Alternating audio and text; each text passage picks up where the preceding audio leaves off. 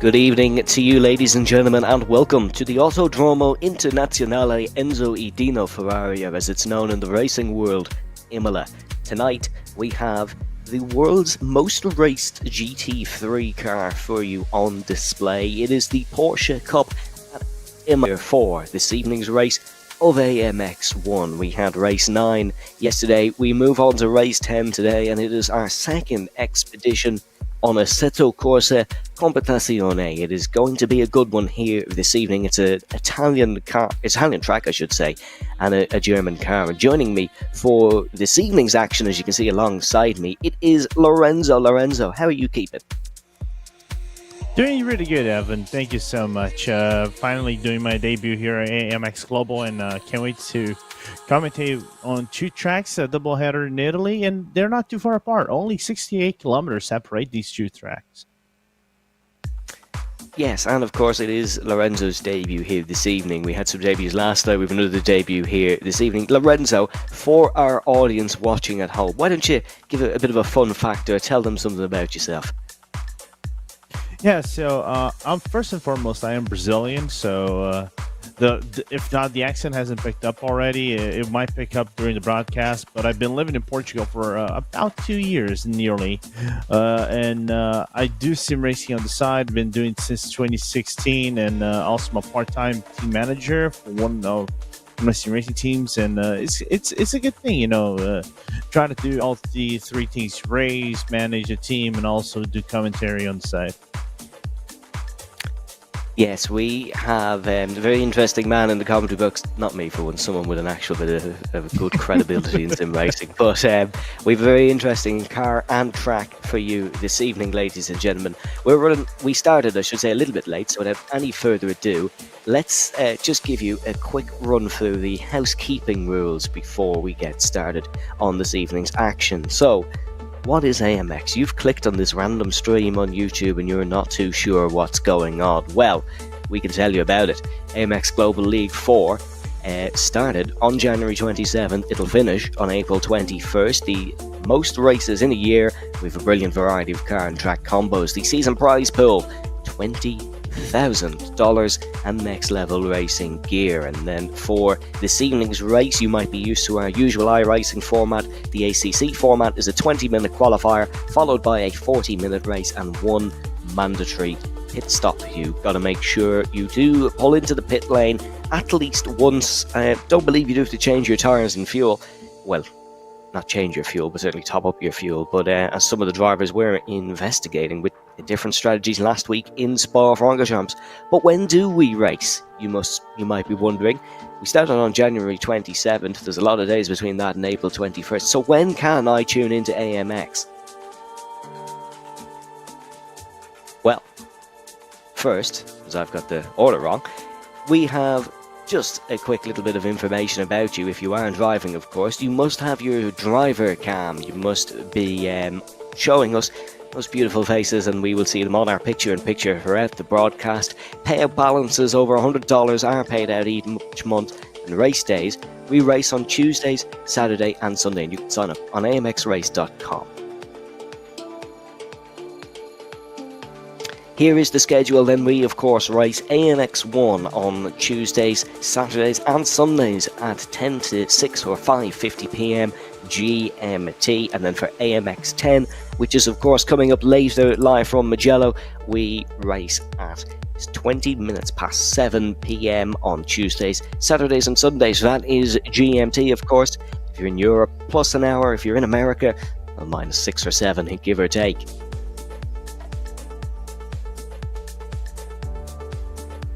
Then, of course, we have the AMX prize pool. This is the ACC race prize pool. Nothing for qualifying, of course, because we do not have the reverse grids here in the ACC tiers. So it is $25 for your race winner, 20 for second, 15 for third. Then it is 7 for fourth, 6 for fifth, 5 for sixth, so on, so forth. And then the very interesting one is $4 for a fastest lap. So if something goes wrong for your race, you feel, oh, that's not gone too well, you can still put in a purple time and pick yourself up $4 for your troubles.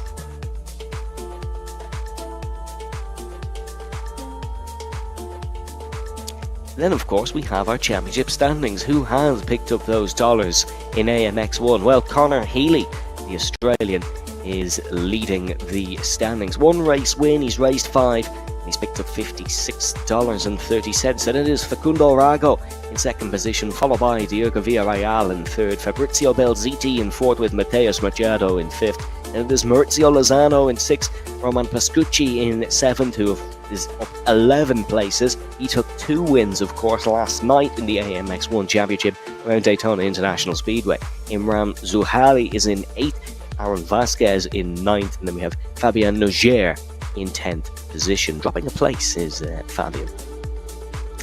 Then, of course, we are going to give you a bit of a promotion. We have the season ticket promotion, where AMXrace.com will have season entry tickets available for purchase. These tickets are for each class, total of 6, and will provide 50% off to all races of purchased class. And then the 0 to 3, or the free promotion, of course, purchase entry fees 3 days before the race and get 30% off. Aren't those just fabulous little promotions we're giving you? You can find them all on AMXrace.com. But let's find out what we have on display for those who have signed up here this evening. We have a fabulous track and a fabulous car, and to run you through them, I'm going to hand it over to Lorenzo. Thank you so much. So let's go. The Autodromo Enzo Indino Ferrari, located in the town of Imola, just in the western side of Italy. You guys can see a 4.9 kilometer track, and it's a 19-corner circuit, home to the F1 Emilia Romagna Grand Prix, but inherited with lots of history. One of them being one of the darkest weekends in the history of F1 in 1994 for, well, many obvious reasons. Lots of elevation changes, some tricky corners with tricky braking zones, and considerable overtaking opportunities, mainly at Tamburello, which is turn 2, Taza at turn 6, and Rivazza, which would be turn 17, 18, or 19 in the track. And true triggers, by the way, Evan, if you don't know, did you know the original circuit layout track holder is one guy named Helmut Marko? Oh. And also, you know, the president of the track is also Giancarlo Minardi, founder of the former Minardi team, which is now Red Bull Racing. That is a very interesting fact that I did not know. You find out something new every day is a school day. Precisely. So about the car, what are we going to be driving today? So we're going to be driving, like you said, the most raced car in the whole entire world, which is the Porsche GT3 Cup 992 model, the first of its kind, a rear-wheel drive car boasting a massive upgrade from the previous GT3 Cup iteration on the 991 model, with the following config, like I said before: 500 Nm brake horsepower, a rear-wheel drive boasting about 1,260 kilos. So nearly maintained the same weight as the previous car, was slightly heavier, but still very nimble around the track. It's a sequential 6 gear box, and also possesses an electronic gear shift, power steering, a fully digital cockpit, a larger rear wing for better downforce, and a double wishbone front axle. And this now looks like more of an entry-level GT3 car-like, but also maintains the production car aspect, which is always good to see, but it now races like a true race car than the previous model. Excellently said, Lorenzo. A fabulous car indeed is this Porsche. Let's see it out on track then, shall we, ladies and gentlemen? We are going to jump straight into the action here at Imola for qualifying here for your first race of the evening. Still 10 minutes to go in qualifying. 10 out of the 20 have been completed. It is Regner who is on pole position. 1 minute 43.3 is the lap time he's set so far. While we're running through F1 figures who are related to Imola, Stefano Domenicali, the current Formula 1 CEO, is from the nearby town of Imola. There's a little bit of a fun fact for you. And of course, the 2020 Emilia Romagna Grand Prix around here, Imola, was F1's first ever 2-day weekend. I believe it was for scheduling issues, but whatever it was a 2-day weekend. Last week, of course, on ACC, we had a little bit of a discussion about different cars. We mostly had the McLaren.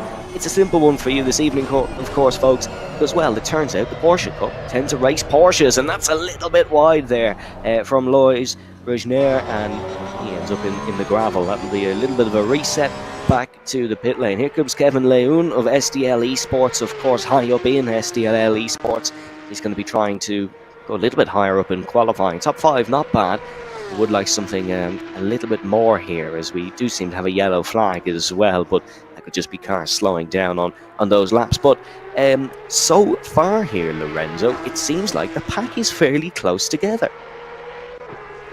Yeah, it does, which is kind of impressive, but also pays the nature of this track. Like I said before, it's a tricky track, so a lot of precision is involved in it, and it's easy for you to burn out the rear tire, especially during the braking, going through Acqua Minerale, because you're going downhill, and you kind of have to commit yourself with the braking when you come down the hill. Even though you still use some of the AstroTurf and the rumble strip just on the outside of the transition to the downhill of Acqua Minerale. After now, you can see Leon going through Pinarella right now, and now the Acqua Minerale, which always can catch a driver off guard if you're not paying attention. Yeah, we see here we have Kevin Leun in the picture on your bottom right hand corner. Remember folks, if you want to keep up with the live timing, you can check it out. There's a QR code that does pop up on the screen. As we see Kevin Leun currently 5th in qualifying, heading through the Varante Alta. A little bit wobbly, bounces over the curbs a little bit, but a GT3 car can usually take some curb. And as we see the Polishman currently in 9th place, this is Marco Iski, who also in our picture-in-picture, of course. We get a great look at all the drivers, how focused they truly are, and we get a great taste of the emotions as well. We saw last night in your AMX action, we saw Aaron Vasquez get a little bit heated while behind another car, so that's what that camera provides, and it is great to see. What ACC also provides is a little bit of a different skill set, of course. Lorenzo, would it be safe to say iRacing and ACC are very different games, or sims? They do. In terms of driving style, they kind of do. I think you can be a little bit more abusive on the Porsche Cup car, in my opinion, than the iRacing one. If you go aggressively on the iRacing car, basically the Porsche Cup doesn't behave as much as you want. The rears, once it's gone, it's all gone. It's hard for you to catch back. On ACC, I think it's more doable. It's more,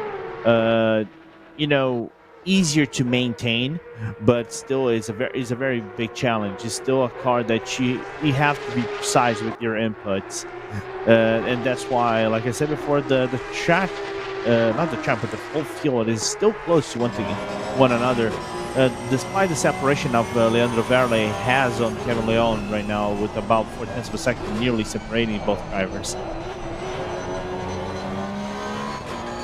As we see here, just heading into the second sector of the track, a bit of traffic maybe for Imran Zuhali, who's laser focused as ever is Zuhali. If we take a look, and of course, or won't be put on screen, but we can run you through them, our ACC standings. It is Imran Zuhali, of course, who is top of them. Won last week in Spa-Francorchamps, managed to beat the Luxembourger of Thibaut Prevost, who of course is a very quick driver racing with the Williams Esports team, but it was the Malaysian who managed to take the win. Runs a little bit wide there heading through Acqua Minerale, and that Porsche may have to slow down on that lap because a bit of track limits usage, or maybe an exploitation of track limits there. We'll wait and see. But 6 minutes to go in qualifying here. Currently less than 1/10 of a second separating the top two. Yeah, and I think we can also see maybe Lara de Pire coming closer into that frame. Maybe I would say potentially fighting Leon Verle, Zuhaili, and everybody else for those top 5 spots. We'll see if you can even steal from the SDL drivers the lead in this car, as now Villarreal just going around the Pinarella, and for the SART team, the Argentina-Uruguayan team that is representing. We have, I think, 2 South American racers in this one, from what it looks like, or 3 with Barrios, maybe representing Argentina as well. Yeah, we usually have quite a lot of South American racers here in AMX. I know last night in our NASCAR race, we had a top 4 full of Argentinians in both races. It was Argentina dominance.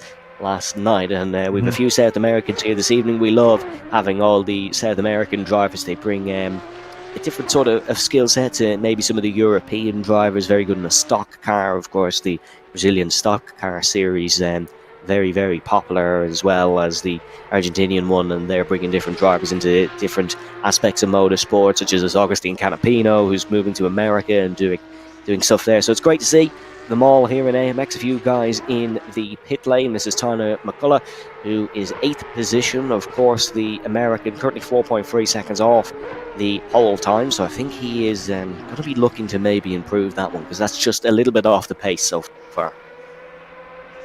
Yeah, it does look like I don't know if Barrios is actually going to take it to the grid this time by just relaxing in the back of his home.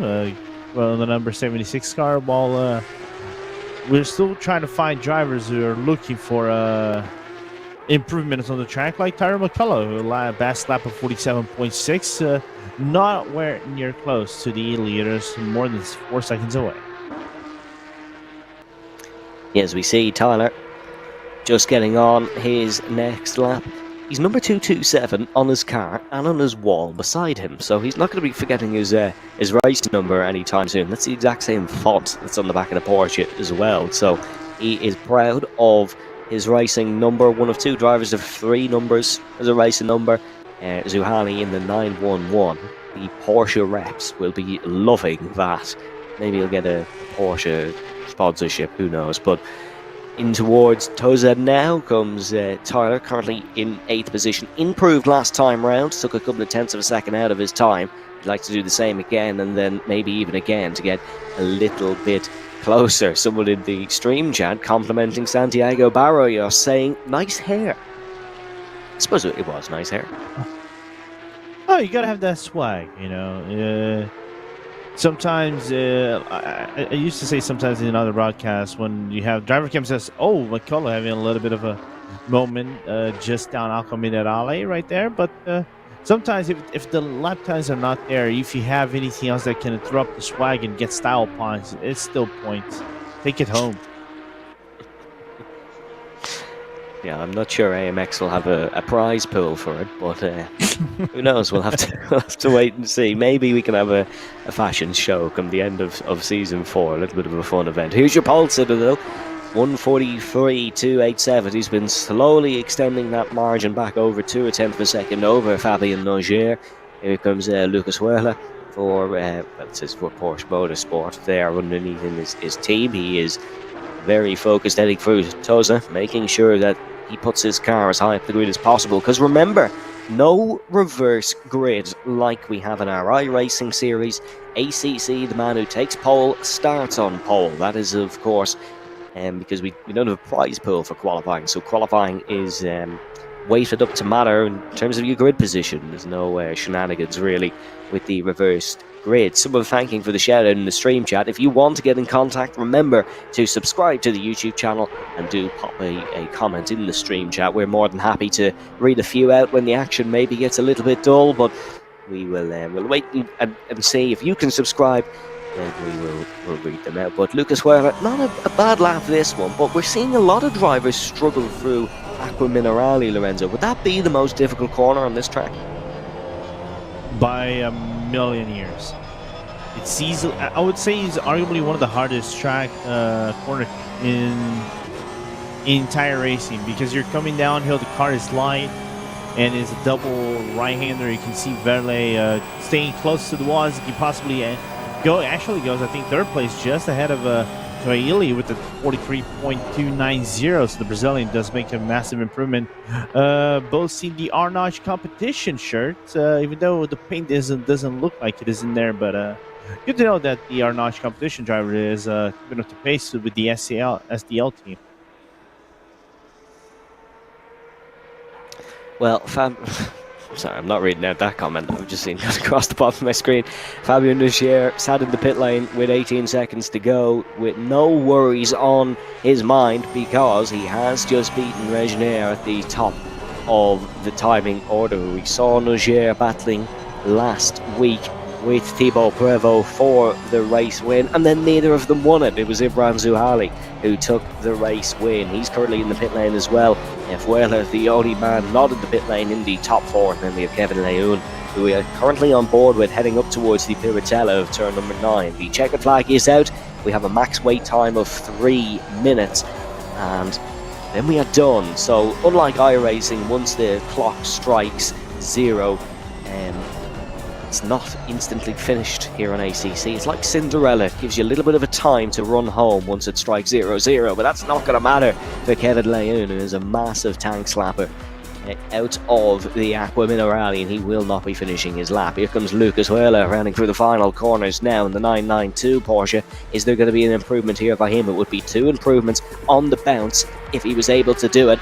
Across the line comes Huela. It's a little bit later here on the start-finish straight in Imola. Oh, he does! Snatches the front row of Regnier right in the dying embers. That is a very impressive performance from Lucas Huela. Here comes Markowitzki across the start-finish line. Is he able maybe to jump ahead of McCullough?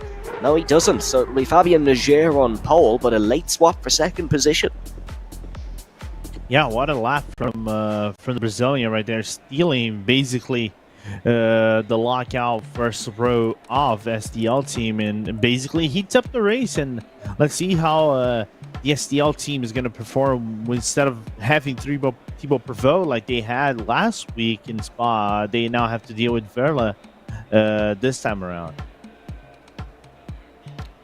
Well, here is your results then. Your BenQ session winner for this evening, of course, is Fabien Nogier. It is Lucas Huela who starts in second, with Regnier in third, and it is Zuhali fourth, Kevin Lejeune in fifth, Lardepida in sixth, with Diogo Villarreal in seventh, then it is Tyler McCullough in eighth, followed by Markowitzki and Santiago Barrios. Santiago, not actually setting a time that session. He was too busy fixing his hair, wasn't he? But we still might see an appearance from Santiago in the race, because he was ready to set a lap. He just didn't bother going out on track. But we do have the race coming up now. Lorenzo, if you had to make a prediction, would there be anybody who you'd go for? I don't know. I really don't know. I would say I'll probably want to pick up Verley just because of Brazilian bias, but I'm not. Actually, I'll pick up maybe Leon in fifth place. I think his time, it's not as it should look like. I think his race pace is better, but I want to believe on that. So I'll have him instead of Yarnage competition driver. Yeah, this is the problem. I don't have anyone to be biased for because I'm Irish, and there's very much a lack of Irish sim races. We've Darren McCormack, but he doesn't take part in AMX. So I suppose lucky for you viewers, I don't have anyone to be biased for. But we are looking at the beautiful Imola circuit, of course. In terms of Formula 1, there's plenty of history. The 1980 Italian Grand Prix at Imola is the only Italian Grand Prix not to be held at its rival Monza. Imola is only the second circuit, along with the Nürburgring, to host 3 different branded Grand Prix, I suppose. But we will turn our attention once again to the best global motorsport series, AMX, and this is AMX 1. If you're just joining us, you've not missed the racing action. We're about to get going for our first race of the evening, and it'll be a rolling start. So we're just waiting to head through the Ravazzas, and then we'll get going.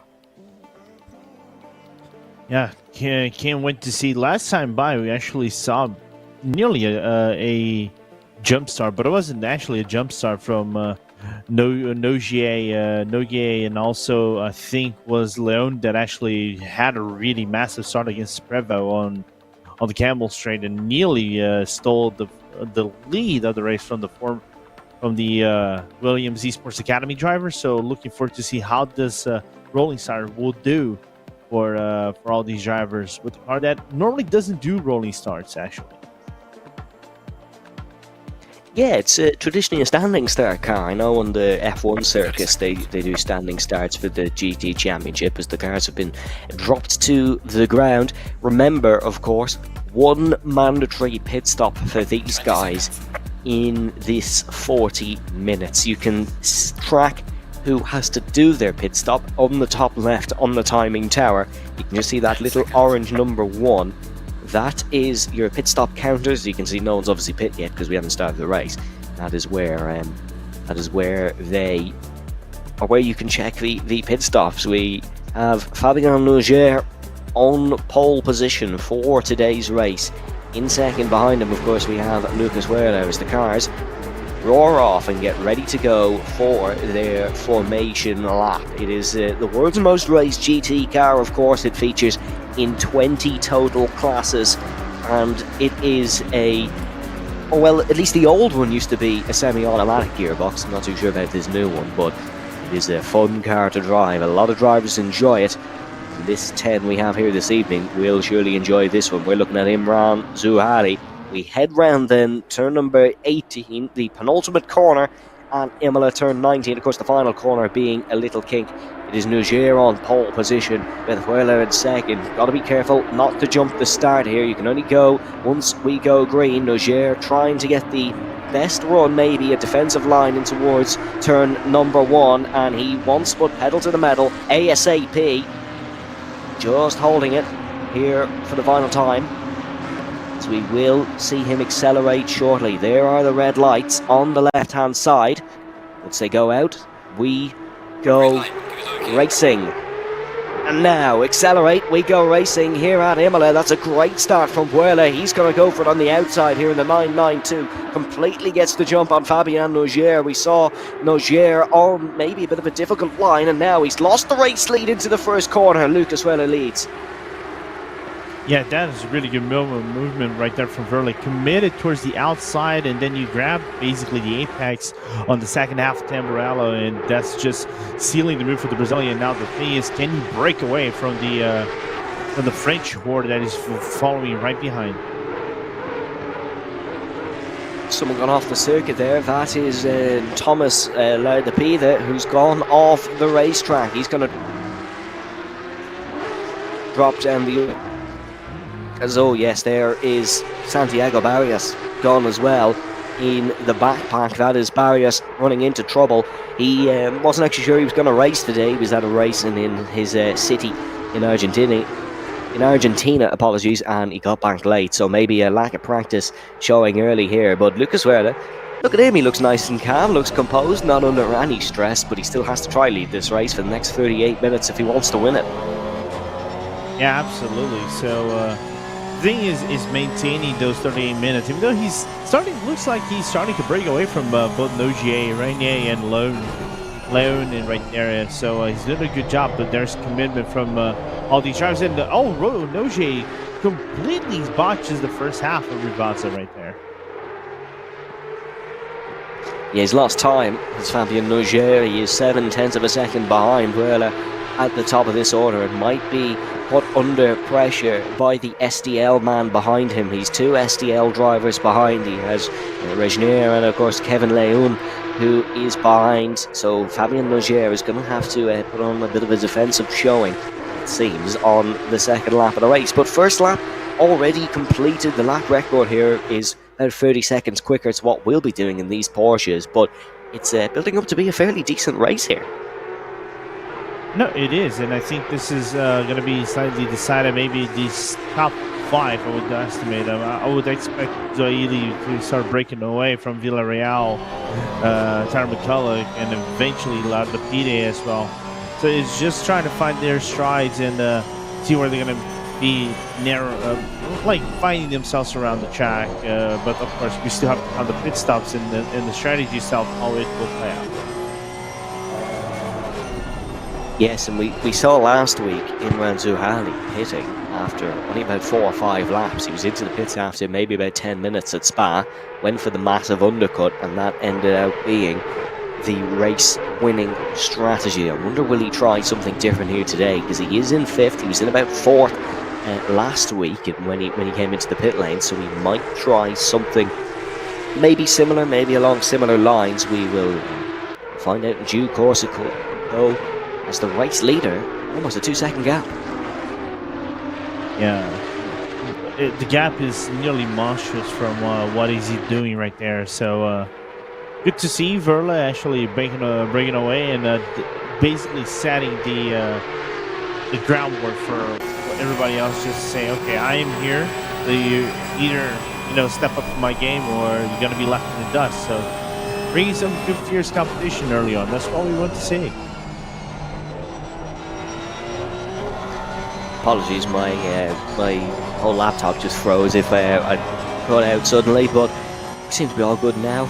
Hopefully no technical issues for the rest of the evening, but we're looking at the battle between third and fourth here. Two identical Porsche liveries. We have a nice livery here for Diogo Villarreal. Nice blue and black livery, number 22. Or Diego, apologies, here running in 6th place. It seems though that the back of the pack, I suppose, La de P, the McCullough, all sort of falling off and not really keeping up with the front group here early on. Yeah, I don't know if that was due to lack of practice or the difficulty of this car. It's kind of funny if you think about it. The GT3 has so much electronics nowadays and driver aids that kind of make the car a little bit more, on paper, easier to drive. And the Porsche Cup, for you to extract time, you kind of have to have some, driver input and driver technique. It's more of a racer's car, if you want to call it like that, but it is still nearly on the same level as the actual GT3 cars are. So it's insane how this pack has broken away with barely 3 laps in it. Yes, it's impressive, the gaps that are being built. Imola, of course, a very difficult circuit. Its full name was changed in 1970, of course, to the Autodromo Internazionale Enzo Idino Ferrari, as was renamed in honour of Enzo's son, Dino, and Enzo's name, of course, was added following his death in 1988. So a nice tribute to the Ferrari family here, of course. Pretty much every circuit has some sort of tribute to Ferrari. The circuit we're heading at later, of course, Mugello, is owned by Ferrari. So Imola proving to keep up with the tributes there. Fabien Nogier, however, has caught a few tenths of a second in that first sector. Gap now down to 1.3. I wonder if the Nogier's tires, starting to build up some heat, getting into the optimal performance within the 992 Cup car, and he's starting to feel more comfortable to push around the curves, and then maybe start to mount an attack on the Brazilian. But we'll never know. The gap's still steady at about 1.3, so Verla right now needs to drive honest and keep those 3 at bay, because if one catches, the whole sea for the other cars open up, and then the Brazilian can get in a whole world of trouble. Yeah, 100% agree. That is very well said. Once one catches, the rest of them will probably catch, and then they all squabble. All of a sudden, Verla's not fighting for second, he's fighting for fourth, as we are at 7 minutes into the 40 here at Imola. Of course, if you're enjoying the action, make sure to check out all the AMX channels after the racing here, and pop a subscription and like the YouTube stream. We do greatly appreciate all the support. Gap under a second for the first time since the opening lap.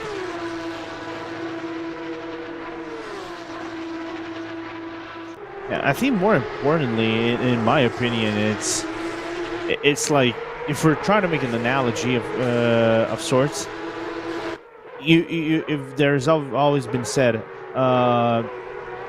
wolves never walk alone, right? They always walk in pack, and Verla is seeing that there is a whole pack of SDL cars hungry and waiting to prey on him if he lets him to prey on him.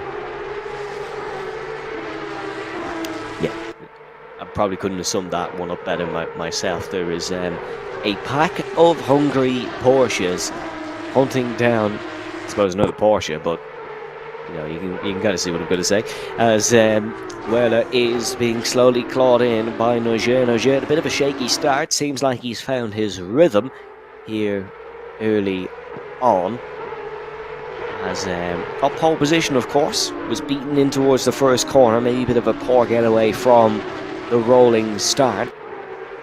And he is slowly finding his way in, and look, we can see on the picture how laser focused Fabien Nogier really is as he heads down towards the Ravazzas. We'll see the gap as he crosses the start-finish line. Of course, I don't believe it is live updating, but visually you can see he's closing. He really is closing. He's gaining and gaining, and maybe there'll be an overtake in the next couple of laps, maybe even on the next lap at the rate he's gaining. As you can see, it is 0.8 of a second now.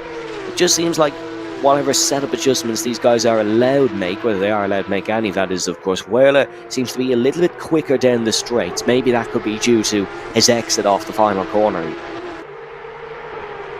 Yeah, it could be also driving style, trying to maximize the exit, the slow in, fast out technique, or also the setup could be more of a medium base downforce than the higher downforce that probably the SDL team could be running, and that's potentially gaining on the corners and putting faster laps. But more importantly, we also have to keep in check that the tire management over here is real. So you cannot allow to heat up the tires or like burn the rears and drive like a baby. You have to basically take care like this car like it's your own baby.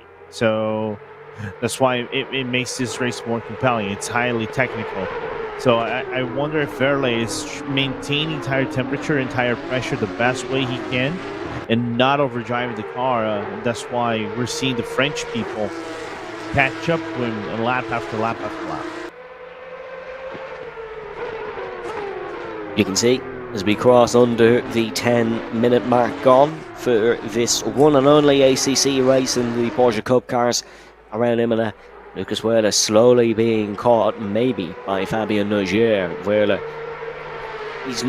he's looking focused in the bottom right, but you can sort of sense maybe a little bit of panic that he sees Nogier gaining and gaining, and no matter what he does, he's not able to pull away in the nature he was. Unfortunately for Kevin Lejeune, he's been dropped from this train, so it's now the top three. Gap between Kevin Lejeune is between Kevin Lejeune and Regnier, I should say, is 1.7 seconds. So unfortunately for Kevin, he's not really able to keep up with the fast pace of the front three.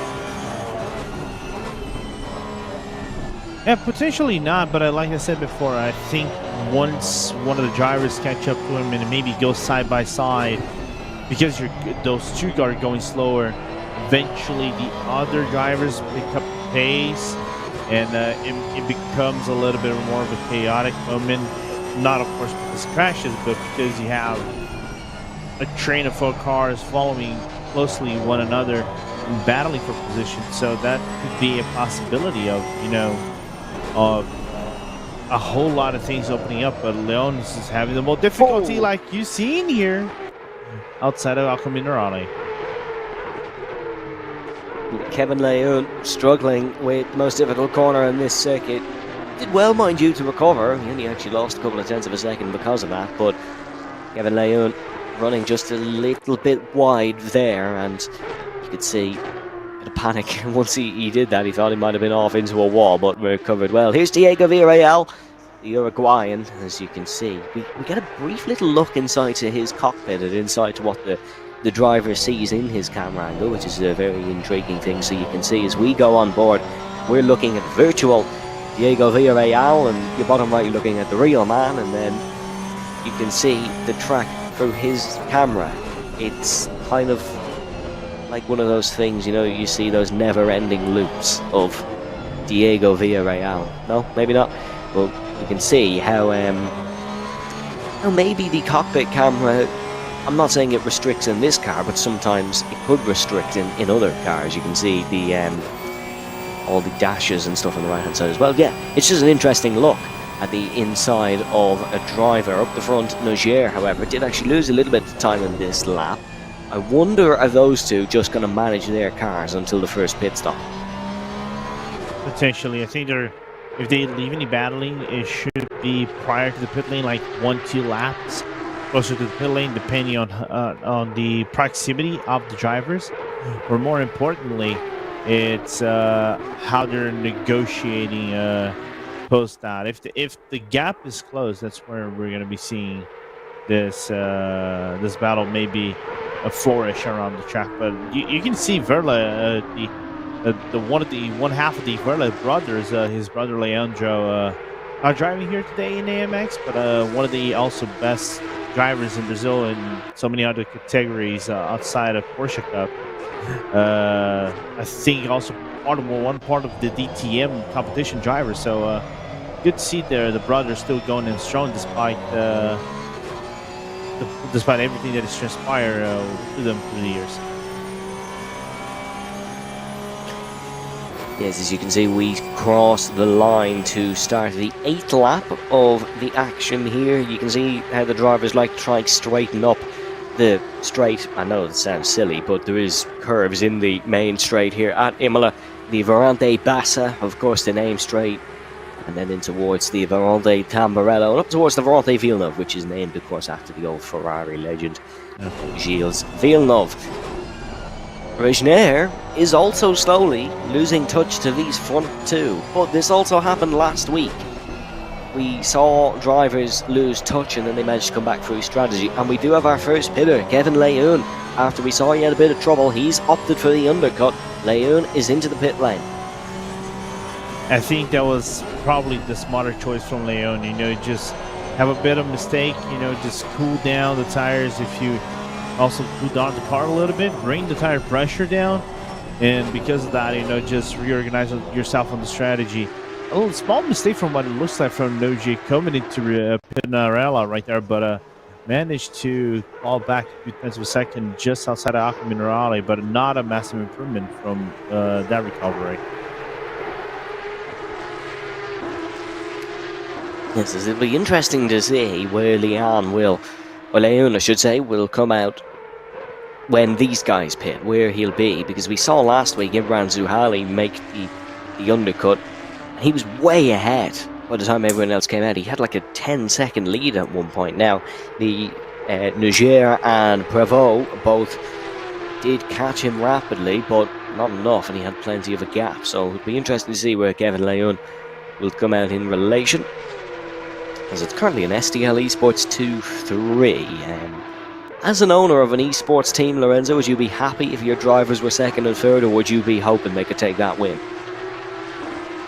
If they have the opportunity to go for the win, I'll more than okay to take it. And Noji, a small mistake coming outside of Tamburello chicane, but you have to look at it on the long run, of course. If you're taking points, you're taking money, not only to yourself but to the team. But I have a concept. If you're in a championship and you put your own money or the team's putting money, I'm not gonna take anything for myself. I'll leave the drivers because they're doing the job. They're putting the work, they're working the setups and everything, so they earn every gain that they get. So I would be more than happy to see their performances being rewarded.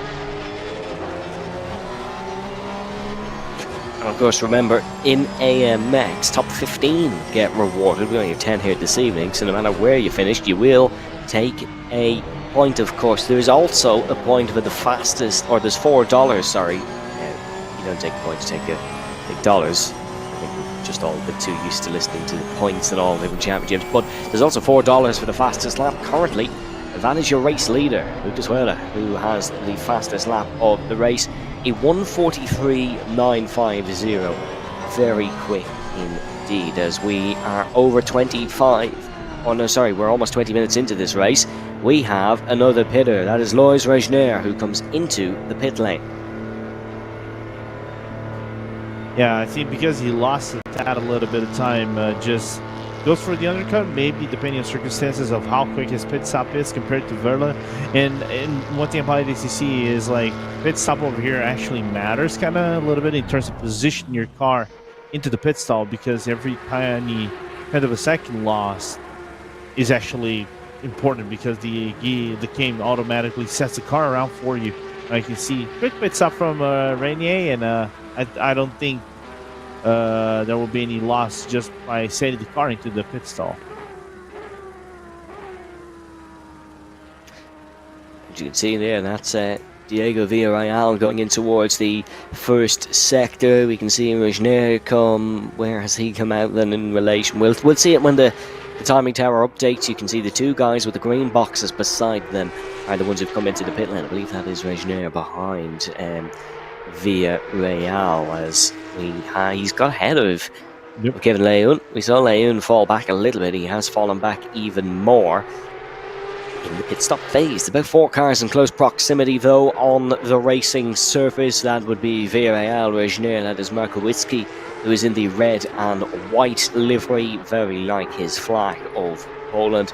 And then we have Kevin Lejeune, just a little bit behind. I believe we will not be seeing any more from Tyler McCullough. He's not currently on the timing there on the left-hand side. So unless that's just a timing issue or unless he is out of the race. But unfortunately for McCullough, wasn't having a great evening anyways. Yeah, not the best evening for the American right there, or afternoon. An afternoon that was supposed to have the Daytona 500, but it's going to be postponed to Monday, which is let's be honest, it's a letdown, but there will be a Daytona 500 nevertheless. Meanwhile, we see Leon catching up to the Polish driver Markowski, so a battle on the track after quite a bit of time. We were due a battle, we got one.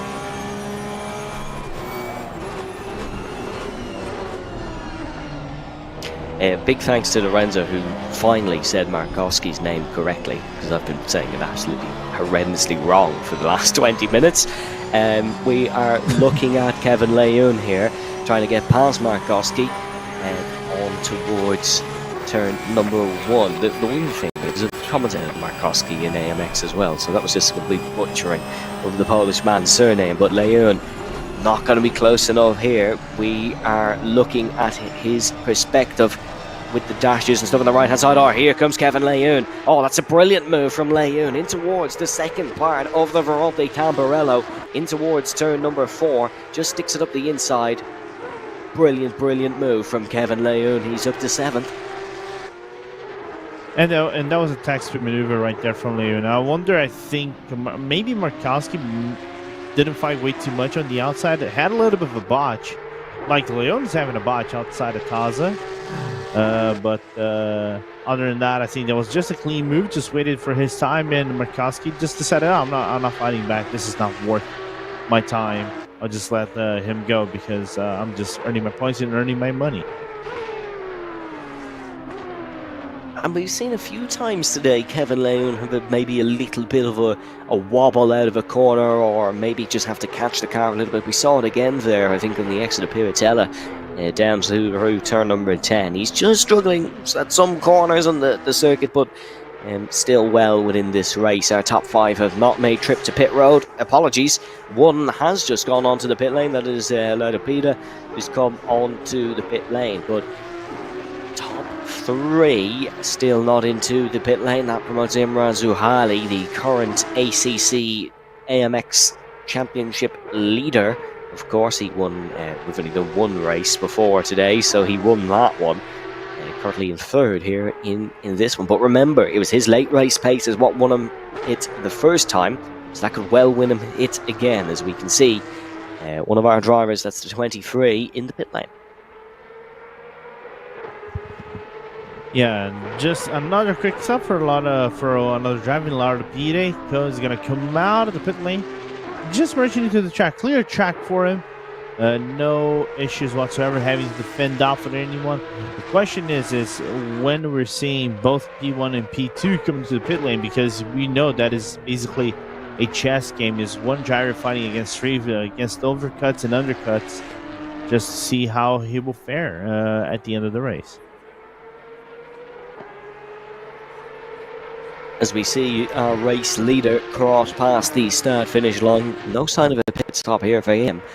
Lorenzo, when could we expect maybe Whirler to come into the pit lane? Would it be closer towards the end of the race, or will he be thinking maybe the next few laps? Because last week we kind of saw a lot of different strategies. So what in your idea would be the best? I'll probably would pit with 10 minutes remaining. I know it's closer to the race end, but I think you're running just kind of like close to an area where the cut is a little bit lighter. I think you would be thinking, oh, the car is going to pick up more pace, but because of being lighter, it can also assist on having some more issues. But it's just to breathe down and just set yourself for whatever's going to be the second half of your stint. But it's not a second half of the stint; it's basically the second end portion of your stint. As we see on the picture-in-picture, Lucas Werler has it seemed like it's got darker in his room since the start of the race, but that might just be me experiencing. Here is Diego Villarreal, one of our fan favourites in AMX, into the pit lane. Saw a bit of support for him in the stream chat earlier. As we see, as he missed his pit box there.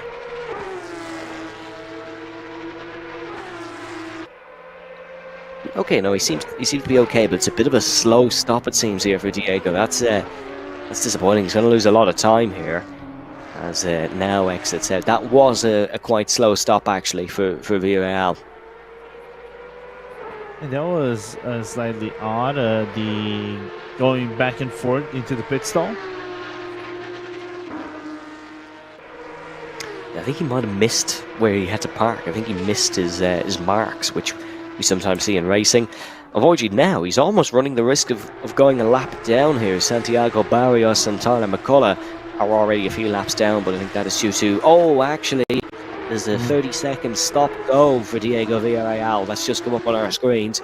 So he's to go back into the pit lane. Probably an incorrect pit lane procedure. That's any chance of a good result in this race gone for the 22. Yeah, just completely squashed this.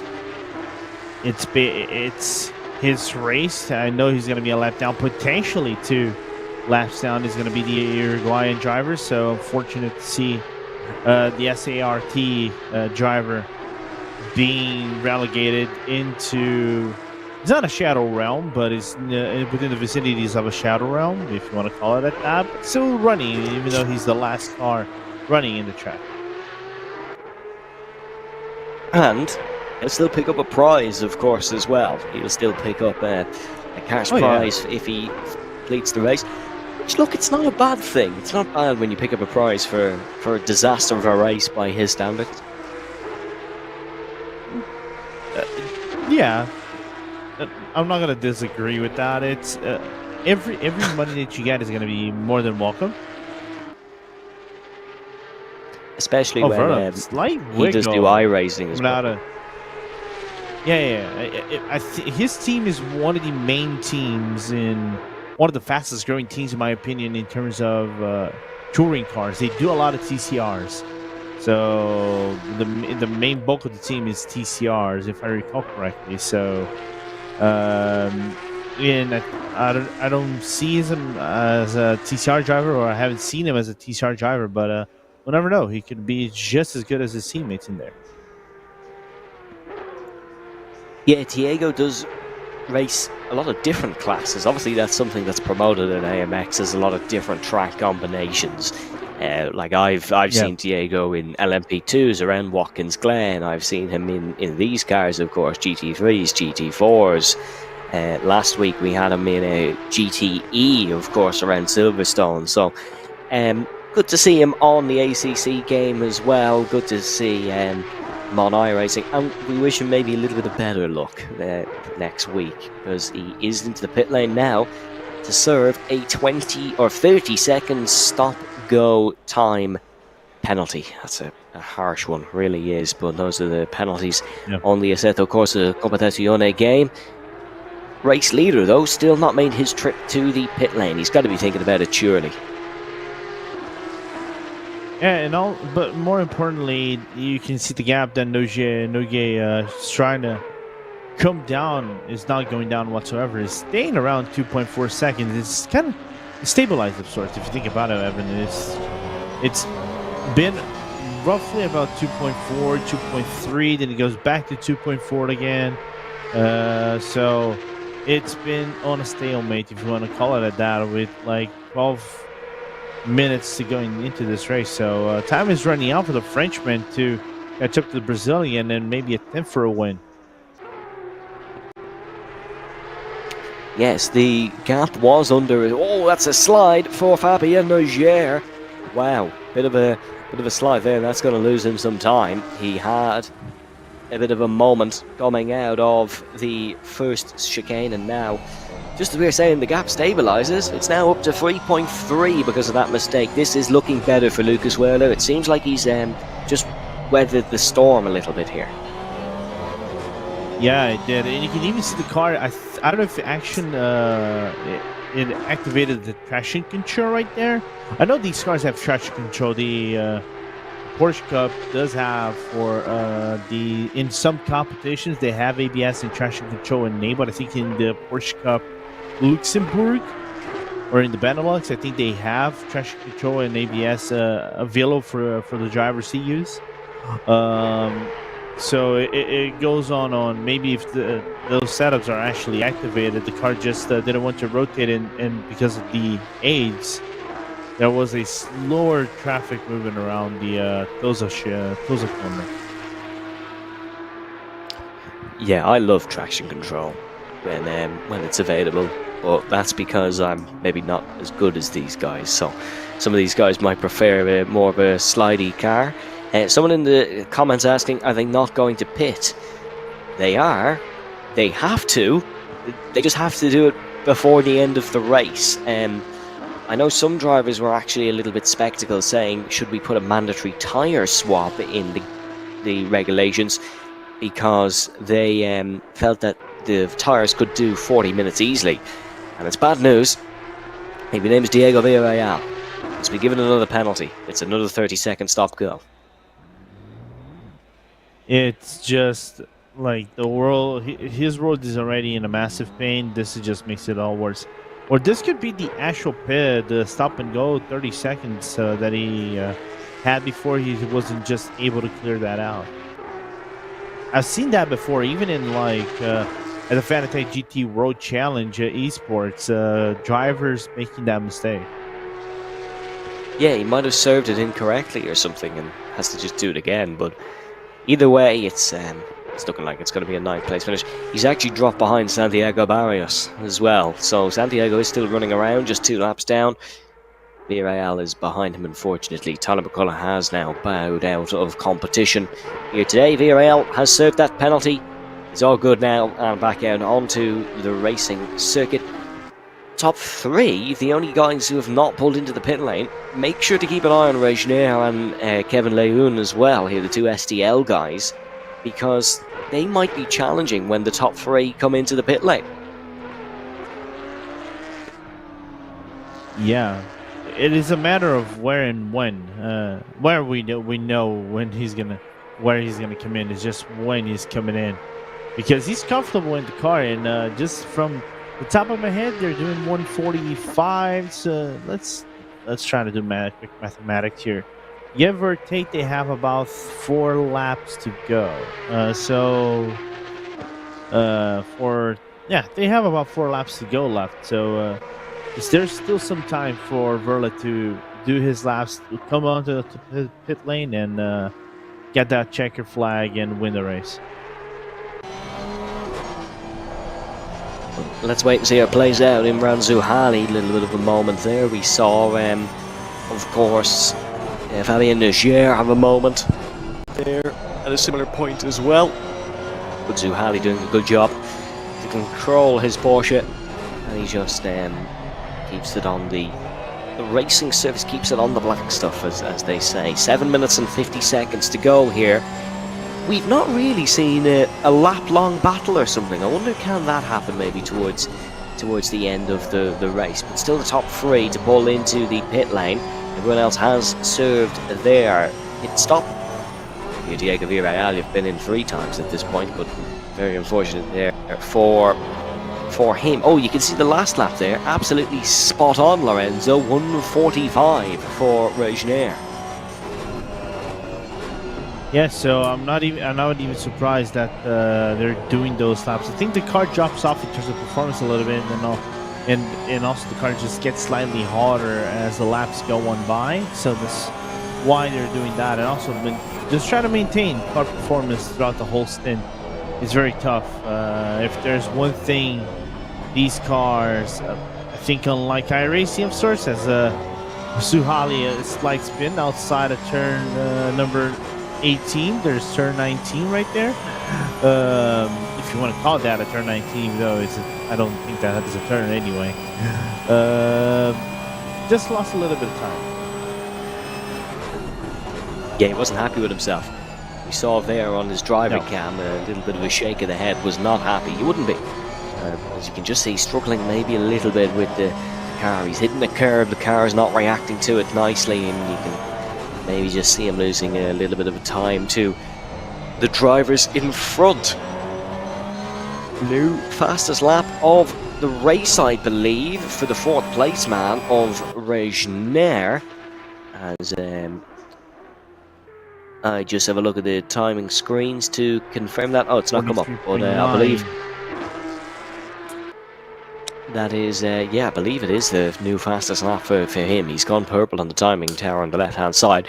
He, of course, has made his pit stop. The top 3 have not, but they're going to want to make it pretty soon. Yeah, I think if it's me, I'm coming in this lap. I think Verlet is in a situation that he doesn't need to push anymore. So they're gonna leave it in like to the final 2 laps to go, or the second to last lap. Is a risky strat. Like, imagine you coming into the second to last lap. That would be the last lap, you know, and you completely bought your pit stop, trying to stop it on the stall. I wonder, are they going to try to do the Michael Schumacher tactic of coming into the pit lane on the last lap? It's technically possible, depending on where your pit box is. If your pit box is before the start-finish line, you could pit in the last lap, but I think that's a little bit risky, and the stewards might have something to say about that. But Lucas Wehler starts another lap, so he's not thinking about it for now. Yeah, he's not concerned about that at all. I'm surprised.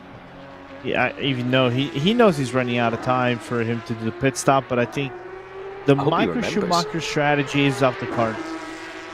If he doesn't, I think somewhere in our notch competition might give him a head bonk, like a very big bonk in the head.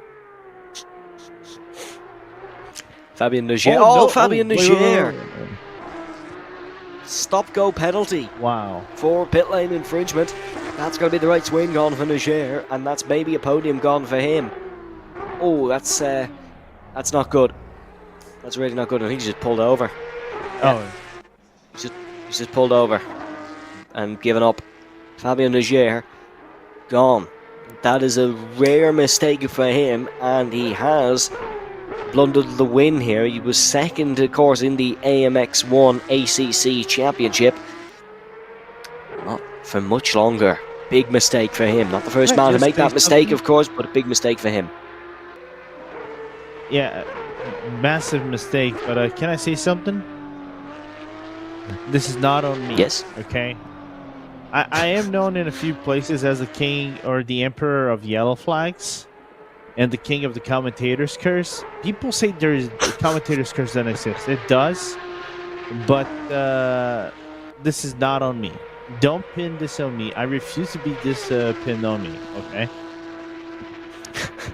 We won't pin it on you just yet. Maybe if another one happens, we might have to think about it. Just yet. But a rage quit as well for Nogier. He was not happy. We saw him ultra focused in the driver cams. We saw him really serious and ready for action.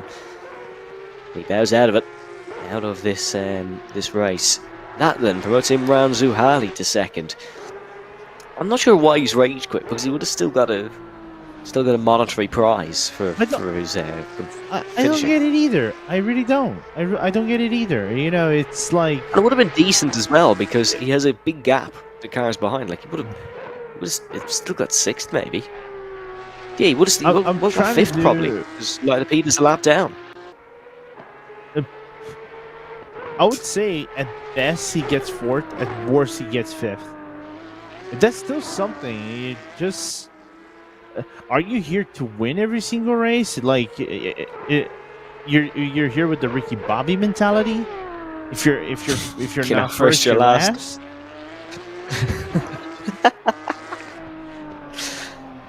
Oh, that's a brilliant quote, brilliant movie.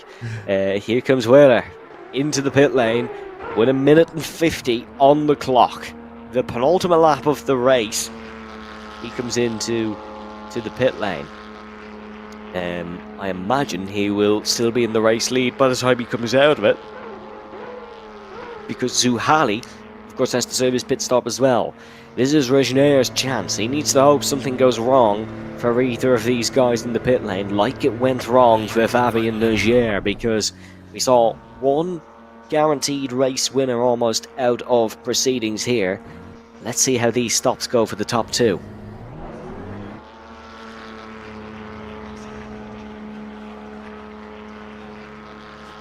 Seems like no penalties yet, but usually the penalties come through after they exit the pit lane.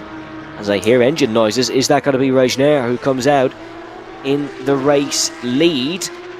Or is that Regener who's just gone past? I believe it is. I believe the leaving it till the last lap strategy is not going to work. It is. It's Loïc Regener who's going to take the race lead on the last lap, because the top two waited until the final moment to pit.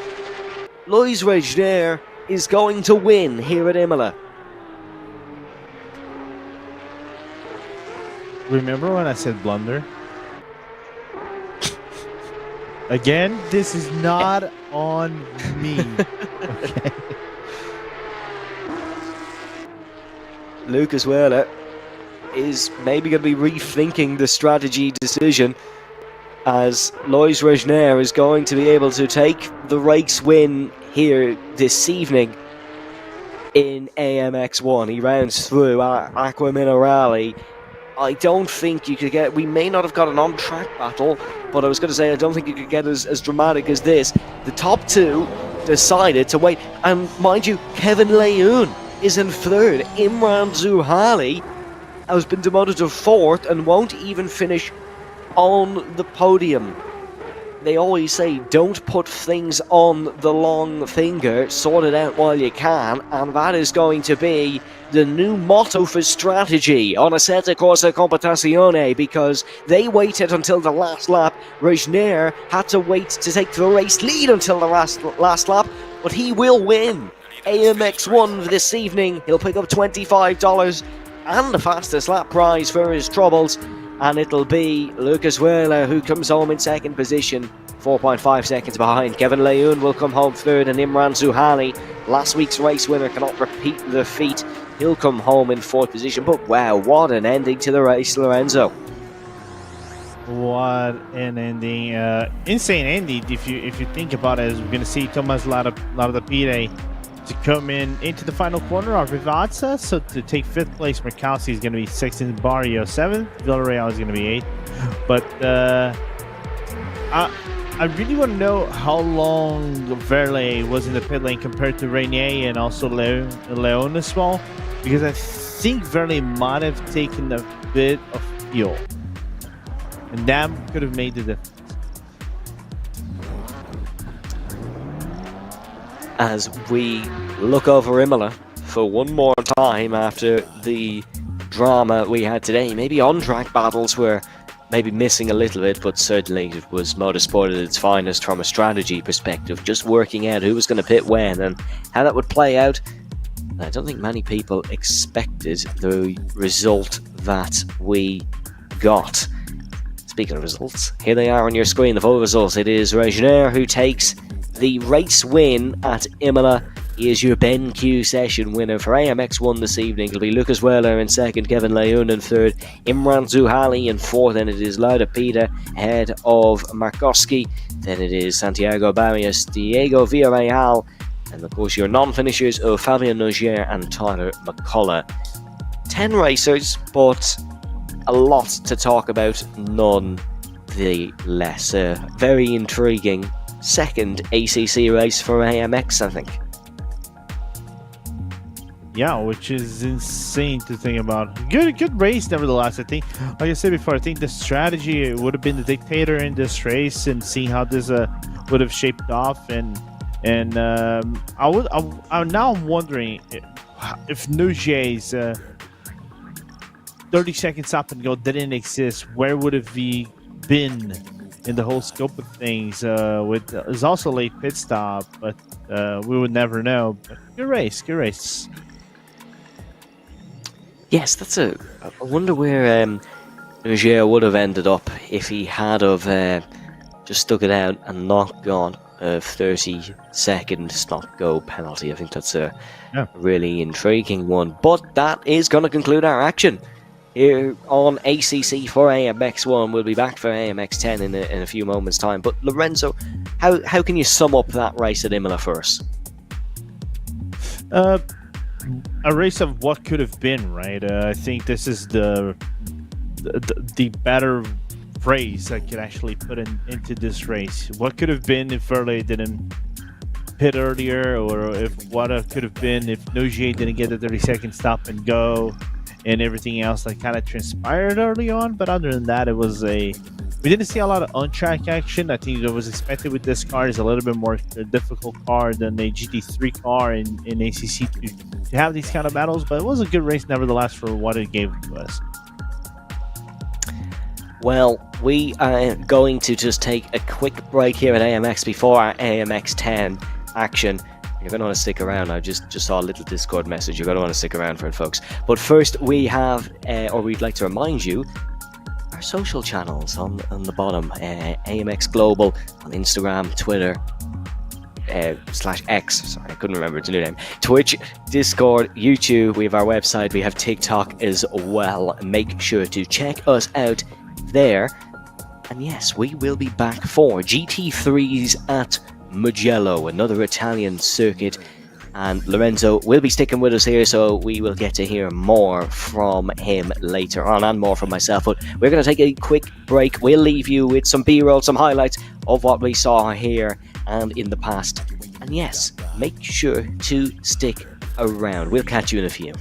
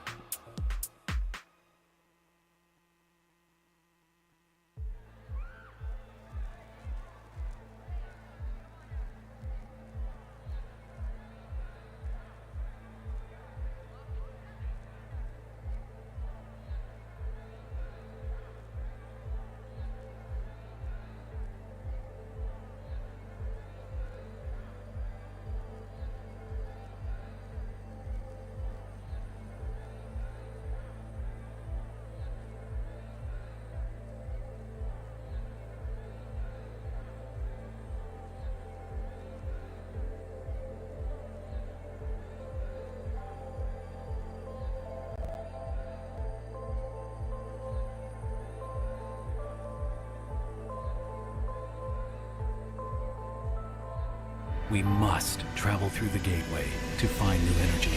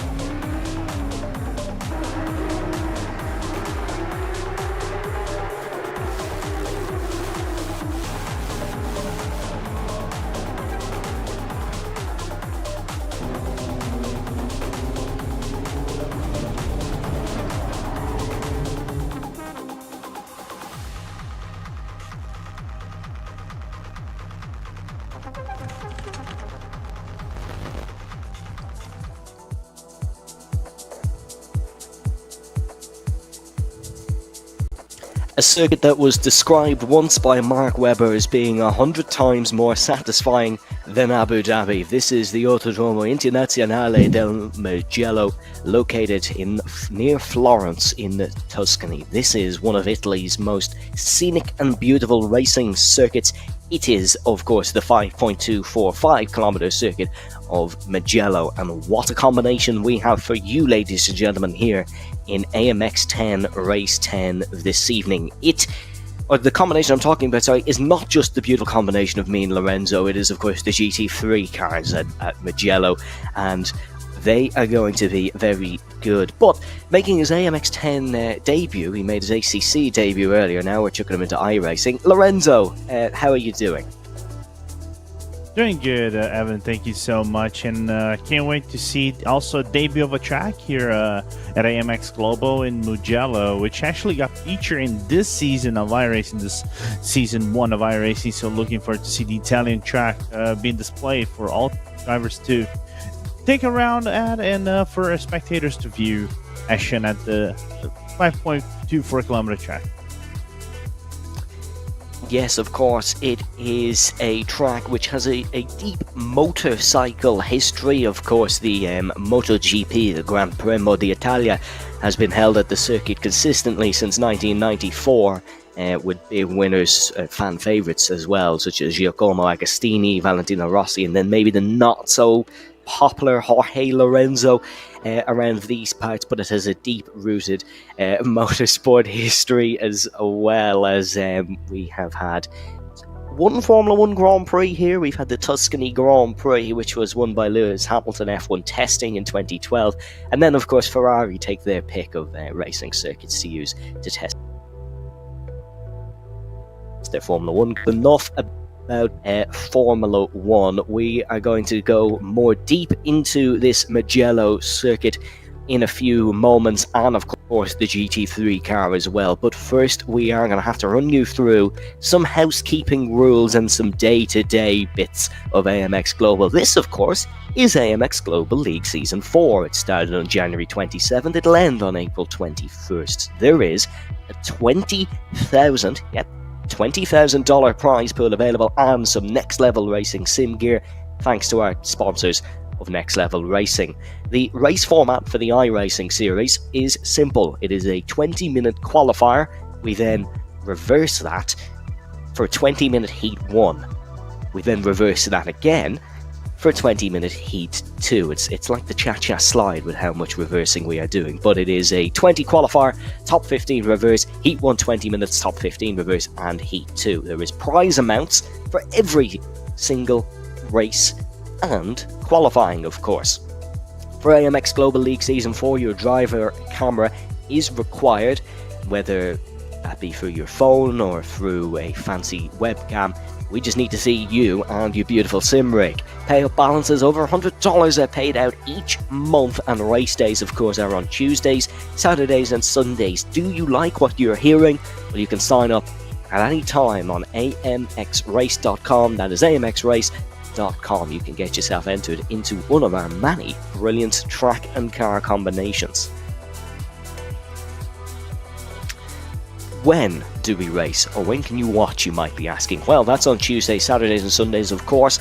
AMX 1, which costs $1, takes place 5:50 p.m. GMT on Tuesdays, Saturdays and Sundays. Of course, the Sunday race will be an ACC race, and then AMX 10 is at 7:20 p.m. That is GMT again, of course, on Tuesdays, Saturdays and Sundays. So those are your timings. You need to know if you want to enter or watch here on AMX. Then, of course, the prize pool. Some people consider it the most important thing, but here is the prize pool. It is $30 if you manage to be the quickest man in qualifying. 20 for second, 18 for third, 16 for fourth, 14 for fifth, so on, so forth. And then in our reverse grid races, it is $30 as well for a Heat 1 win, and the exact same down until you get to the fastest lap, which is a $4 prize pool. And then it is the exact same for Heat 2 as well. They are equally weighted, except, of course, the fastest lap for qualifying. The minimum road I rating you need to enter this championship is 2,000. The total prize pool for a race is $500. Wouldn't that be nice to take home? Well, you can do it, of course, if you wish to enter. But who has been doing it the best over the last few weeks of AMX season number 4? Well, without further ado, it is of course the Frenchman of Gael Valero, who has won $368. He's won one race, raced 9, had a bit of a shaky race by his high standards last night in the V8 Supercars at Bathurst, but he is here this evening looking to improve upon that. Aaron Vasquez, the Spaniard, is in second position with Kieran Harrison in third. Last season's AMX 0 and AMX 10 champion Quarantine Guinness is in fourth position, with Jackson Resenge in fifth. Dino Filippa in sixth position with Gaston Kilhavy in seventh. And in this Juan playing that fabulous Fabio Zamperlini, with a lot of Fabio fans in chat over the last few weeks, so I hope to see them here again today. That is Toby Soriano, Simon de Moy and Peter Zuba, who is in 12th position.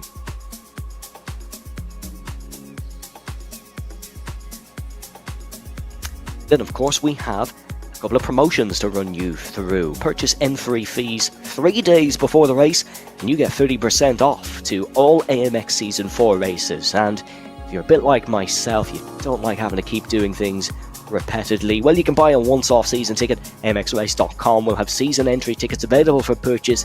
These tickets are for each class up to a total of 6 and will provide 50% off to all races of that purchased class, so you can check them both out on amxrace.com. And if you have any more questions about them, you can ask, of course, our kind moderators and all in the stream chats. But without any further ado, let's find out a little bit more about this beautiful circuit in Tuscany and these GT3 cars. To run you through your track and car preview, I'm going to hand it over to Lorenzo.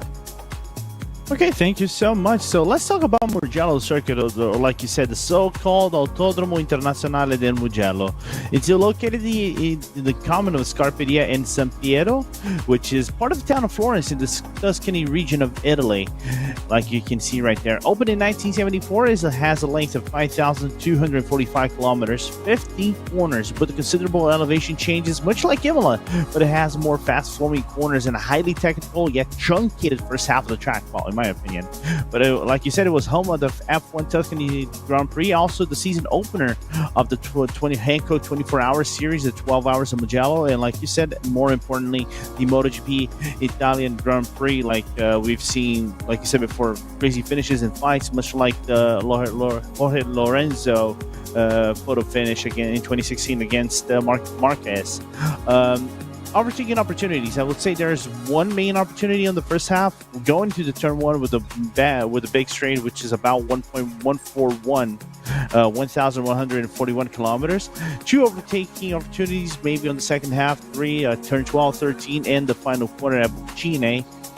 2 track trivias real quick to go hand in hand. First, you know this track has a 3-star FIA environmental accreditation, and it was also considered at one point the most sustainable racetrack in the whole world.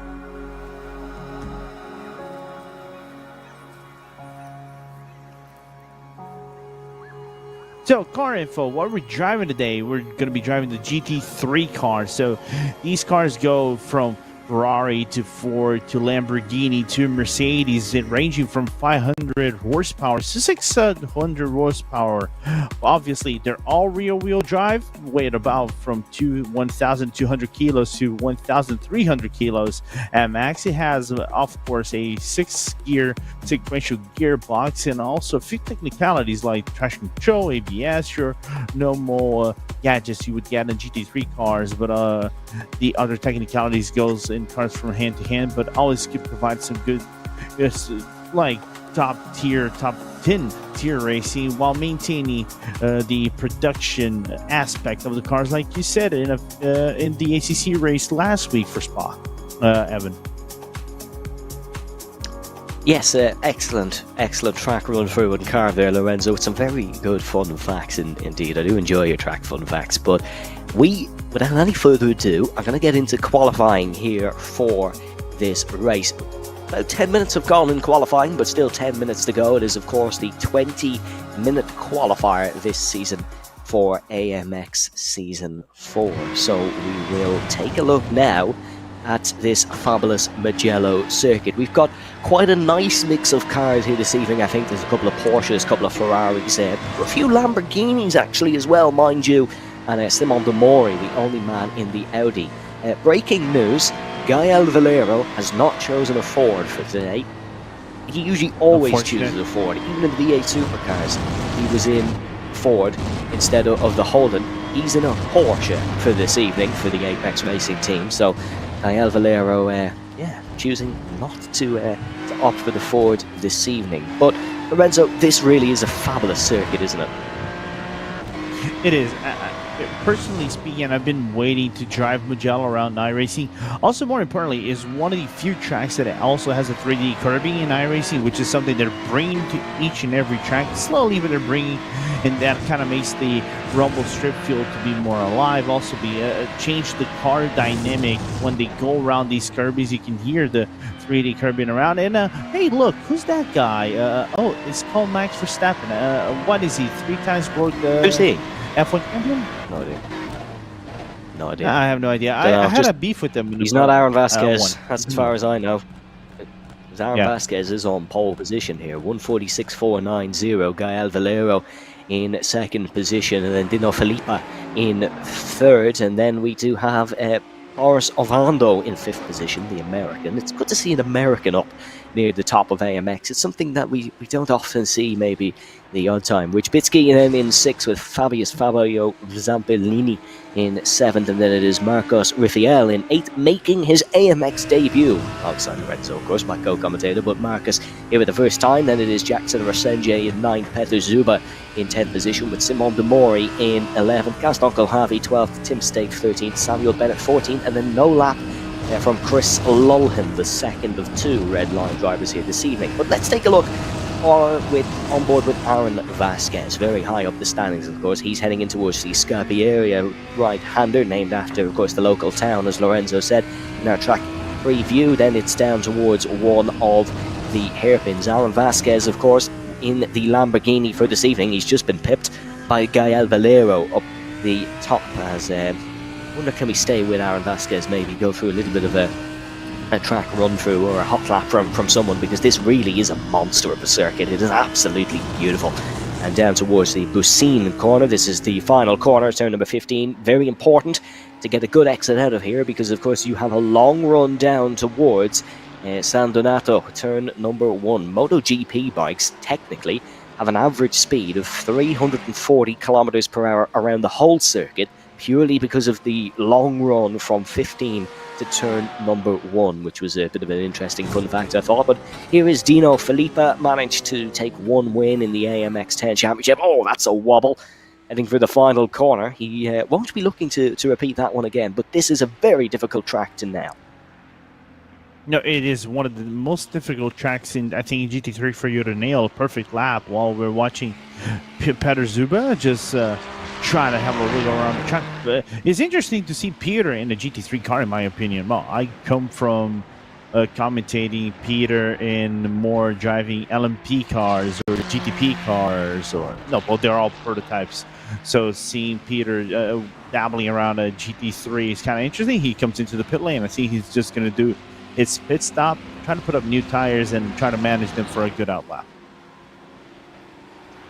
Yeah, we've actually seen a lot of drivers come into the pit lane. It's not something you often see, but great to hear a little bit of insight on Peter Zuba. Remember, of course, after this race, we will have interviews with some of the winners and maybe even losers, depending on who shows up after the AMX 10 action here this evening. This is Fabio Zampellini, who crosses the start-finish line.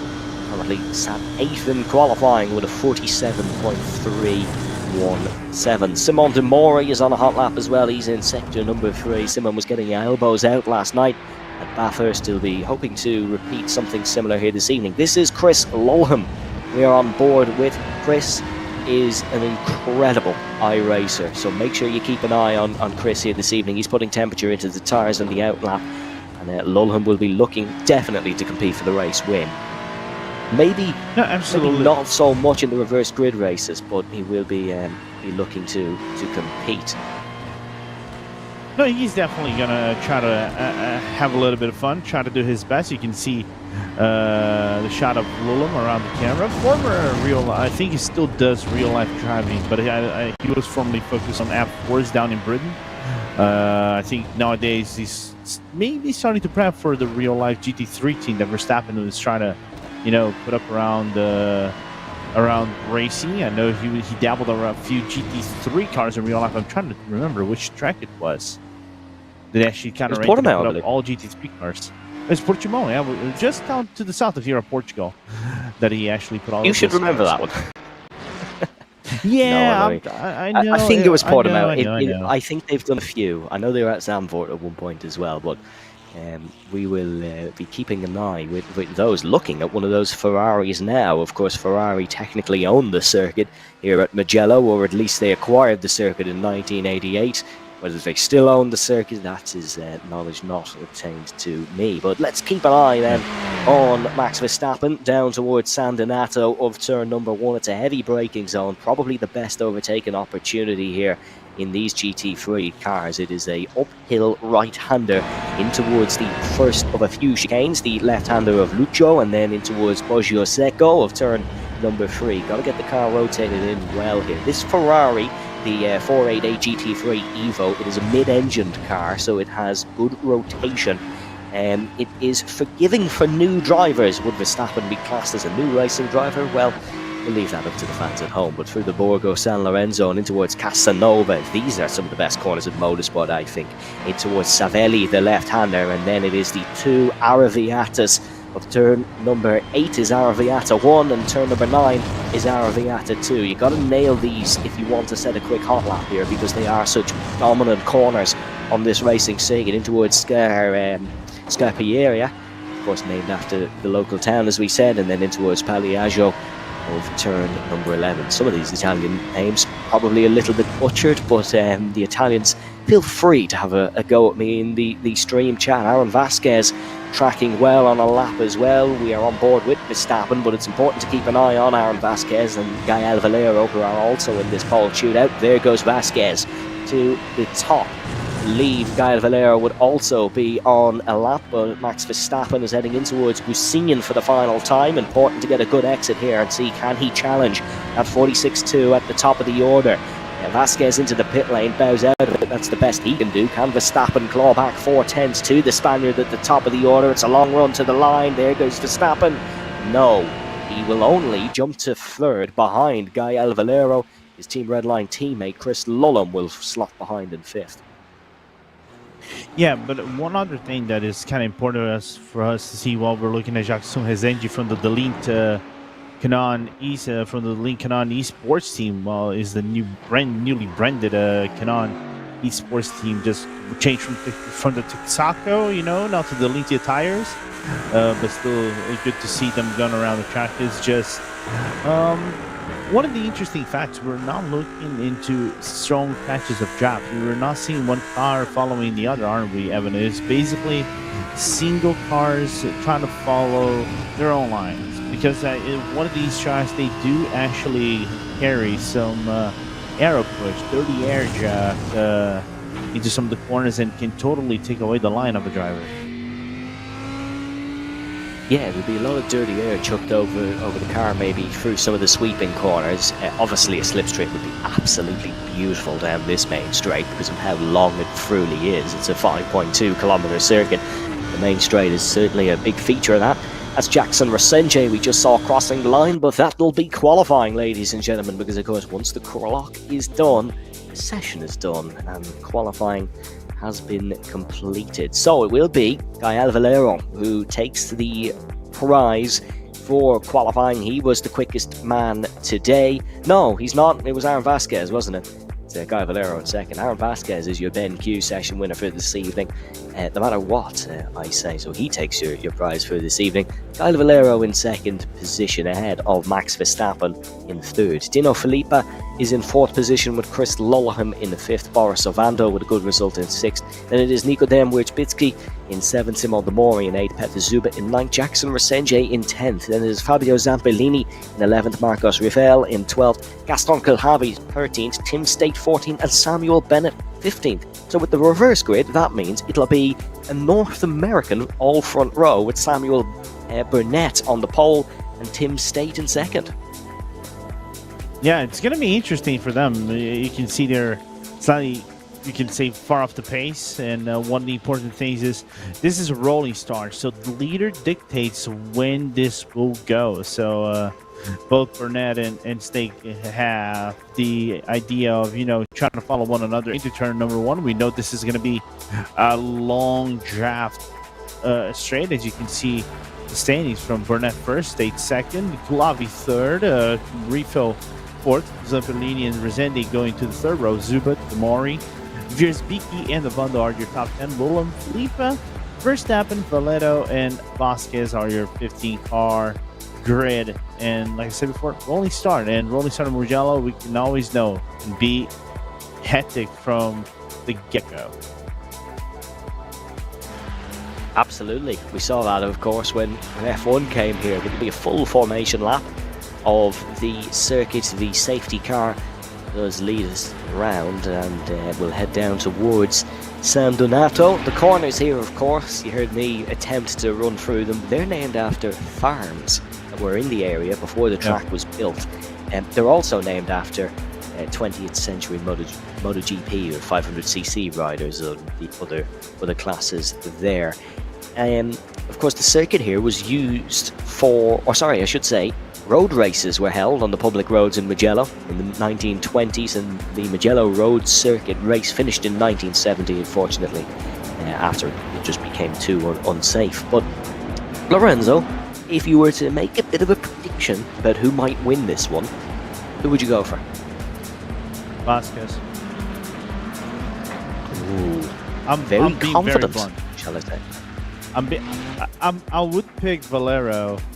I would pick Gael if he was in a Ford, because I am a Ford sim.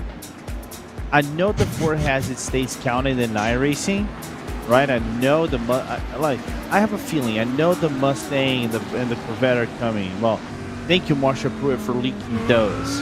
Okay, it's not even me. But other than that, it's still going to be quite interesting how they're going to fill out the middle of the grid, because you have Verstappen, you have Ovando, he's no slouch, you got Wierzbicki right in front, you have Demori, Zuba, you have the Brazilian trio right in front, so they can all get racy this early on. So I'm looking forward to see this kind of a race going on in a little bit. Yes, I think it should be a good one as we look at Gael Valero, of course, qualified in 2nd position. Didn't take the pole prize, like I said. Silly old me. He qualified in 2nd, but he is your AMX 10 championship leader, quite crucially, so he will be looking to extend his margin there. Arndt Vasquez has won 2 races, Gael's only won 1, so he will be looking to go on level pegging maybe with him, as we see Verstappen dropping a little bit back here, maybe some tactics to warm the tyres, but the Team Redline man, I'm sure, will have a fairly competitive race. In towards the final few chicanes here, formation laps, Lorenzo, very crucial to warm up the tyres, aren't they? Yeah, and with the new tyres in iRacing, I think warming up the tires a little bit and trying to make as much contact to the ground and going side by side and hitting up the sides of the car, I think, are important. Back then, it was a little bit harder for you to do the zigzagging and bring up the heat. I think now it has a little bit of a more realistic behavior while trying to manage the tire wear. So it's good how this new iteration of tires coming. I know there's a new one being built because rain is coming next season, and this is going to be a big thing to talk about in about like 2 to 3 weeks. So yes, looking forward to this new era of sim racing, iRacing. Yes, rain is coming soon, and I'm sure AMX, the crew behind the scenes, will play a big part in preparing for that in our championship, as they will be looking to get some cool combinations for that one. But we are heading in towards the final corner of this Mugello circuit, on the formation lap. Heat 1 will begin shortly, I should say. The safety car is pulling into the pit lane. It is Samuel Burnett and Tim State on the front row, both in Ferraris. Burnett in the 29, State is in the number 12, and now we go racing here in Mugello. It's a good start from your race leaders. They're almost 4 abreast here in the backpack as we will cross the start-finish line. Burnett leads in towards San Donato for the first time. Chris Lullum and Max Verstappen making moves in the background. Tim State unfortunately falling down to 4th, now 5th. Resenje up the inside gets the job done as well. You can see the red line Ferraris making moves in the backpack. That is Verstappen ahead of Lullum, and then in towards the left-hander you can see Resenje on the inside of Tim State. There goes Verstappen up the inside of Peter Zuba, I believe that is on the outside. Yes, you can see there Peter Zuba in the number 3, just keeping nip and tuck with the Dutchman. Gaston Kulhavi takes the race lead, heading in towards the Borjo San Lorenzo for the first time, and there goes one of the red line cars, that is Lullum, looking opportunistic in towards Casanova for the first time. Very difficult corners, these one to go 2x2 in, but these guys are top class. The entire field is, so they can definitely do it. Verstappen dispatches De Mori. Lullum looks to follow suit. Dino Filippa is gone way off the circuit in the background. The Argentine has had a difficult first lap, and that's a car round. That is Jackson Resenje, who's gone off, heading through Araviata 2. Yeah, I wonder if that actually was assisted or not, because from the looks of it, there might have been some slight contact on the rear of the Brazilian, spinning the Linte Esports by TK car around, so it's a little bit unfortunate, but so far, everybody just managing to finally be on a train draft of one car following the other, and Heathfield, what a jump on the turn number 1. Massive lunge from Rafael up the inside of Samuel Burnett. Burnett, of course, led us away at the start-finish line, but he's looking to fall, or he's not looking to, he is falling down the order a little bit here, and it seems like Rafael and Verstappen might look to swallow up the Canadian here on the run down towards San Donato, the longest straight line bit of this Mugello circuit. Can the Lamborghini Huracan and the Ferrari dispatch? We have picture-in-picture of Jackson Resenje's crash, and Max Verstappen goes for the outside on Rafael, and a bit of side bumping between the two. Rafael gets spun round. Verstappen carries on pursuit to attack Samuel Burnett here, and that was maybe a little bit of a poor moment there for Rafael, as he has lost what was a great position. Here comes Verstappen once again going for the outside. That is on Samuel Burnett, and that is an incredible move by the Dutchman, already up to 2nd here. Just a reminder, this is a reverse grid race, and he was near the back of it. No, he was just being aggressive out of the gates. Here comes Mori now on Arriviata 1 on the inside. There's contact between both of them, but managed to get out on skating. Now you can see on the Mori, he's going to try on Arriviata 2nd, going to Scarperia, and see if the Audi is going to have that power to make that overtake on the inside, but no room whatsoever.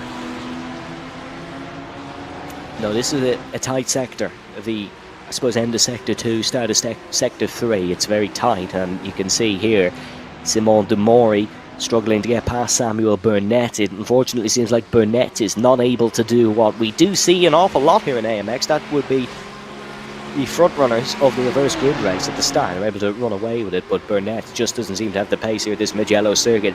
This is our sole Audi runner, or Audi, depending on how you want to say it, in the form of Simon De Mori, and he's able to get the job done on Samuel Burnett through the final corner, but no slipstream for either of them. This might allow Ujbitski and Boris Ovando to have a look in towards San Donato. Max Verstappen, fastest lap of the race. Burnett overtaking, and now they're going to be free wide in towards the first corner, the uphill right-hander. Big lunge from Peter Zuba there in the background. Peter Zuba has got the pair of them in towards the first corner. Simon De Mori is looking to keep his position over Samuel Burnett. He's looking to gain a position on Peter Zuba as well. They're still side by side. Exiting turn number 3 and on towards the short straightaway. That is Ujbitski, who's gotten round. Very disappointing for the Polishman. He spun out. Yeah, very disappointing for the Drago Racing boss if he's spun around at right about Poggio Secco. So it got crazy. So we kind of expected something to happen around there, and unfortunately we had a victim of all this. Meanwhile, Willem moves up on Burnett, so the British red line driver makes one place up, but the battle still going on for the podium spot as now Zuba starts to break away, or tries to manage to break away on the other drivers, as we see what happened to Grisby. Let's have a look. Oh, clap the curve from what got it it looks all like. out of shape. And yeah, that seems to be under his own accord, really. It seems to be his own sort of issue. Or Wichbitsky. Very disappointing there for him. Now we turn our eyes to the front where Max Verstappen is looking to tee up a move on Gaston Kulhavi. Kulhavi did well to pull away from the train in the backpack, but the mighty Dutchman has managed to just catch up. He's managed to cut through the field better than others, and now he has a sole goal of getting past Gaston Kulhavi. Into the slipstream goes the Ferrari. Gaston, of course, also in that Ferrari. Verstappen will go for the outside in towards San Donato. He takes the race lead. It's looking fairly straightforward, unless Gaston can pile on the brakes into the first corner. Nope, no can do. Max Verstappen leads the first heat. Yeah, and it took him 4 laps for him to do that. So it's insane to think about the climb of Max Verstappen. But anyway, he's not a 3-time world champion, current F1 world champion for nothing. And kind of like his hashtag, it would be boss of his own team nowadays. But it's well due and earned for Max Verstappen. So insane to see. Well, we have drivers out. Riffel is out. Burnett is out. Vasquez is also out. It does seem, though, when just like Verstappen got in the slipstream of Kulhavi, when you get in the slipstream of the car in front, you will get past in towards the first corner. There's no saying about that. This slipstream is so powerful. It does also seem, however, that Kulhavi just not quite on the pace of the red line man. Mugello, circuit that probably suits a driver like Max Verstappen, suits a driver like maybe Aaron Vasquez, who has ran into trouble in this race, of course, but it is really a driver's track, and you can push and gain from that. Some tracks, if you push, you're just sent off and you step over the limits, but no, it seems like this track is really suiting the drivers who like to live on the edge.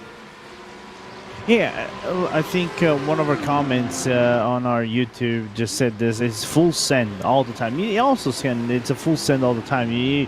There are lots of corners that invite for you to do that dive on the corner and then make it stick, because it's just a fast flowing track, like I said before. So lap 5 is up and up for Peter Zuba. Galvalero just right behind. Here comes the Apex driver with all that draft. Does he have the room on the inside coming to San Donato to make that overtake? No luck into the corner for Gael Valero. He sticks behind Peter Zuba for now. Zuba having a good drive here, I think it has to be said. He's performing well into the chicanes. Is there maybe going to spring an opportunity for the Frenchman behind him? It's not often you see 2 Europeans actually battling in AMX Global. We have a lot of drivers from across the world, but this is Peter Zuba versus Gael Valero. Of course, Gael opting for the Porsche of his car of choice for this evening. Peter Zuba is in the very popular Ferrari. Ferraris and Lamborghinis around Mugello being the most popular pick, just has a nice Italian ring to it. I think the Italian fans watching will be enjoying seeing their home cars and track very well featured on this evening's AMX action. Here comes Gael Valero. Is he able to look in towards the chicane? No, has to sit behind. No, it has to stay behind, and more importantly, lost a little bit of momentum. Brings everybody else. You can see Mori right behind. You can see Lula moving up one spot, and Lula looking on the inside of Mori from what it looked like, but they had no room whatsoever after he made the move on Ovando on turn 1. And right behind, you can see Filippo on a recovery race. So really good to see Filippo after being shoved out on Ribbiato 1 on lap 1, just outside of the top 5.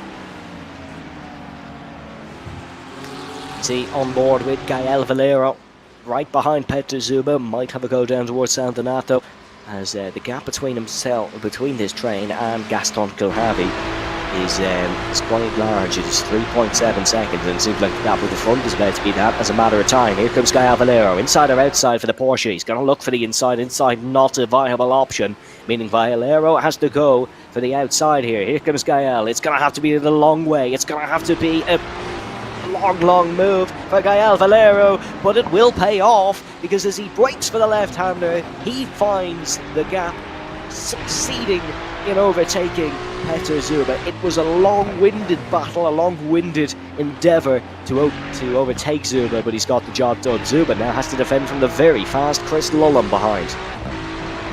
Yeah, and Lulham is looking really chill. He's just trying to cook the best of his possibilities, a Central European driver, Peter Zuba.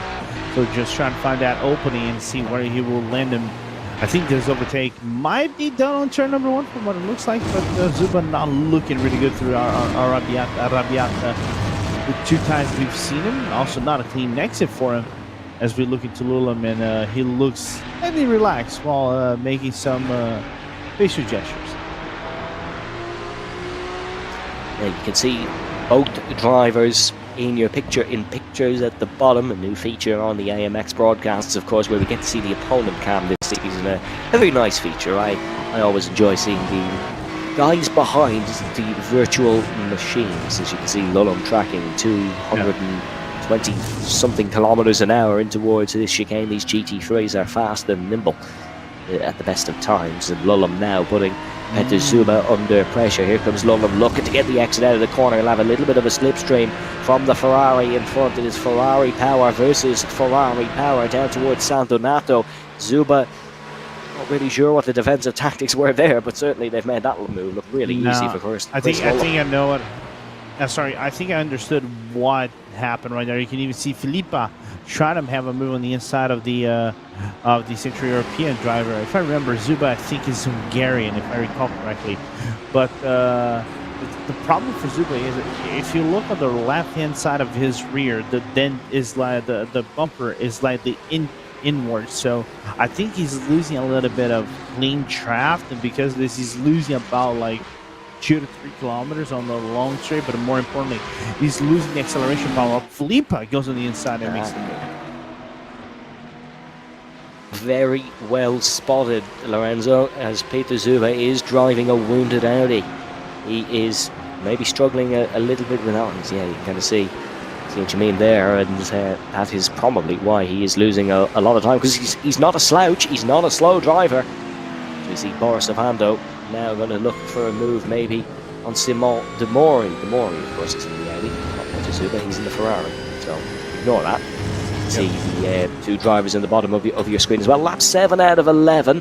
Battle for the race win seems all but done here. However, the battle for the mid placings rages on.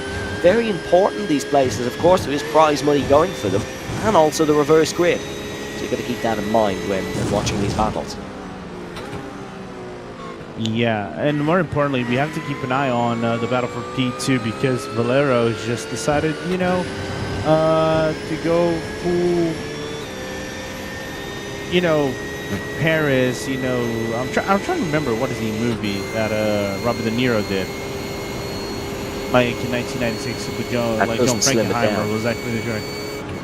Yeah, but I'm trying to remember. It's like it's a really, really good movie. That is one of the best pursuits around Paris, but it was just frantic. Anyway, coming back to the race, Valero, I think is going to have a challenge for P2.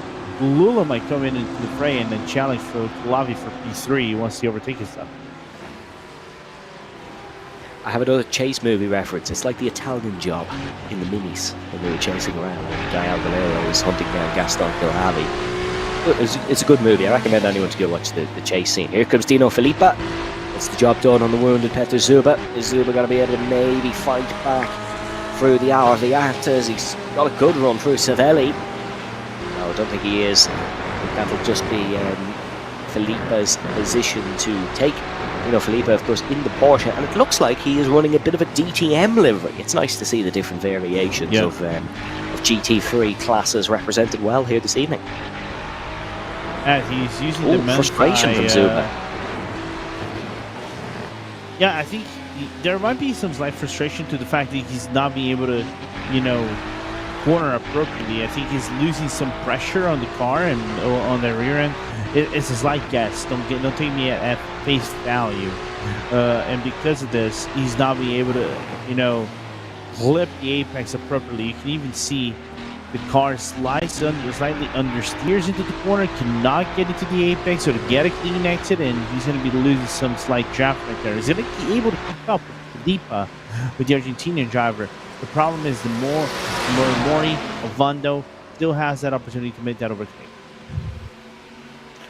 Here comes Gael Valero. His pursuit hasn't been completed as he breaks for San Donato, and yes, he is ahead of Gaston Kilhavy. Kilhavy's mind will now focus to Chris Lullen behind, because it doesn't seem like he has the pace to keep up here with Gael Valero. Lap 9 currently underway. We still have 10 and 11 to go.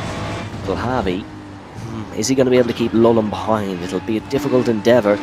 Most sim racers struggle to keep the Brits of Chris Lullen behind them. Gaston Kilhavy looking to do everything he can to achieve that feat, but towards the left-hander of Savelli we go. Lullen just gaining slowly. It seems like Gaston might just be struggling a little bit here. Yeah, I wonder what is happening to the Argentinians' point of view. You can see Lullen with a much more later break-in or carry on at the speed of the car. A little slight wiggle outside of Scarperia, now going to Pelagio, and he manages to just keep the car on the line. Now, deep break from Lullen just to stay on the back bumper of the Argentinian Porentayo. As here he goes in towards the final corner. Gaston might try take a defensive line in towards San Donato. The only thing is he's not going to be fully stricken of slipstream, as he might get... Oh no, he's had a very poor exit actually. Lullen will pretty much be ahead. I was going to say he might get a slipstream of the Porsche Gael Valero in front, but he opted not to pull into that, and Lullen will just drive straight past and onto the AMX 10 podium so far for this evening. Of course, we have Heat 2 to come, and that'll shuffle around the results a little bit as well, but Chris Lullen up towards third position. 2 red line Ferraris now on the podium here at Mugello. And not surprising at all. It was like nearly due, I think,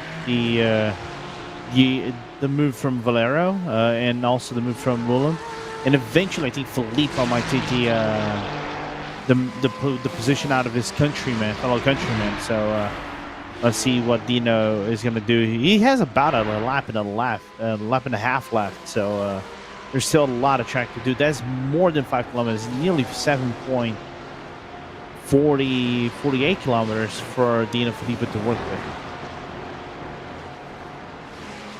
There's plenty of time for Filippo to get past his fellow countryman of Gaston Kilhavy. The only 2 Argentines racing here this evening. We had a lot racing previously this season, so I'm sure we'll have a lot racing in races to come. But Dino Filippo, one of the finest sim racing talents that Argentina, I've struggled with that all evening, Argentina has to offer, as he's going to try and get past Gaston Kilhavy sooner rather than later. But we'll be rounding onto the white flag lap, the last lap of the race here this evening. It will be going the way of Team Red Lions Max Verstappen, Gael Valero in second, both gaining 12 positions. I was a little bit skeptical that overtaking could be achieved here in Mugello, but it seems like it can. Can Dino Filippo continue that trend? Because Gaston Kilhavy is defending his way in towards San Donato, and it looks like Dino Filippo will be able to get past in his Porsche. Kilhavy just doesn't quite have the pace here to fight back. No, he doesn't. It's slightly unfortunate, but Filippo just showing his experience in GT racing, one of the highly accomplished GT drivers you would have in South America, but more importantly in sim racing in general. So natural to see the Argentine number 4 in the car, number 4 in the standings. Yes, it is. Has a nice ring to it. There's Dino Filippo. He'll pick himself up $16, as you can see the prizes on your timing tower. Very unfortunate for Aaron Vasquez. He was involved in an incident with Samuel Burnett early on in the race. He wasn't too happy with him in the stream chat. But entering in towards the final couple of chicanes for the final time, someone I think is just sat behind trying to learn the lines. Just learn. How can I be as quick as Max Verstappen? He's just sat behind. That's the 13. Who is that? That is that's Aaron Vasquez, who is behind, maybe going for that fastest lap prize, which is $4. So it is a fairly substantial amount. But into the chicanes for the final time in heat number 1, beyond 31 and beyond 32, and then in towards Busin for the final time. Got the work done early Managed to get up towards second by lap number 4, and then overtaking Gaston Kilhavy for the race lead was fairly simple. It's easy like a Sunday evening for Max Verstappen, who will win the first heat here at Mugello for Team Redline. Gael Valero, the championship leader, will come home in second position and extend his margin over Aaron Vasquez. It will be Chris Lullum comes home in third spot. Dino Felipe in fourth. Yeah, Kulavi is going to finish out in fifth, so a good performance out of the Argentine. So Peter Zuba 6, Fabio Zamperlini 7, Boris Avando for the Precision Racing Esports is going to be in 8th place. Team State is going to be 9th, Nico Viersbicki 10th, Mori, and the rest are still to finish their laps around the grid. And the interesting thing now is we get to do it all again. We get to do it all again. Fabulous. Very entertaining. It'll be another 11 laps, which does seem a lot around Mugello because it's such a long circuit, but it does equal up to about 20 minutes. This is Jackson Resenje, who we are looking at in the number 10, racing for the Texaco Racing by Tony Kanaan Esports. Of course, Tony Kanaan, a very famous IndyCar racer and racer in Brazil. Yep. Unfortunately, won't be in the Indy 500 this year, but I personally was hoping he'd win it last year. But enough about IndyCar. Resenje comes home in 12th. Samuel Burnett coming home in 13th. Started from pole, he's starting back up near the top again, and then will be Rafael in 14th. And Aaron Vasquez, of course, in 15th position, a lap down. But there is where we were racing. We'll see the results from where we were racing, and then we get to do it all again. Here is your AMX Race 10. Your BenQ section winner for today is none other than Mr. Max Verstappen. He wins by 5.5 seconds over Gael Valero in second. Chris Lullum then in third with Dino Felipe in fourth. Gaston Kilhavy in fifth. Peter Zuba in sixth with Fabio Zamperlini in seventh. Boris Avando in eighth with Tim State in ninth. And it is Nicodem with Bitsky in 10th. Simon de Moore in 11th. Jackson Resenje in 12th. Samuel Burnett in 13th. Marcos Rafael in 14th. And Aaron Vasquez in 15th. Very intriguing race, that one, Lorenzo. Yeah, very intriguing. Slightly chaotic at a few points right there, but I think everybody managed to keep it clean. That's what we want to see. And now we have a race 2 where now we can see Vasquez being the top level driver and at the pole position. Yes, and you'd have to think Aaron Vasquez is probably the favourite for this race, considering how quick he is and he's starting from the front. Yeah, so I want to believe I might have cursed him, and I know somewhere in Drago Racing they're not going to be appreciative of this. I know I raced with Nico at Daytona 500 a few splits. I know it's Daytona 500 week in iRacing, though. To racing, sim racing, it is real life. It's tomorrow, but I know he's not going to be appreciative of the fact that I think I might have jinxed his highest high-rated driver of the team out of a potential win this race. What was it? What was it you were saying earlier, that you're the king of cursing or something? I don't know. I'm the king of the commentator's curse. Here is your grid for AMX Race 10 Heat 2. It is Aaron Vasquez who's on pole position. Then Marcos Riffle in second. And then it is Samuel Burnett in third with Jackson Resenje in fourth.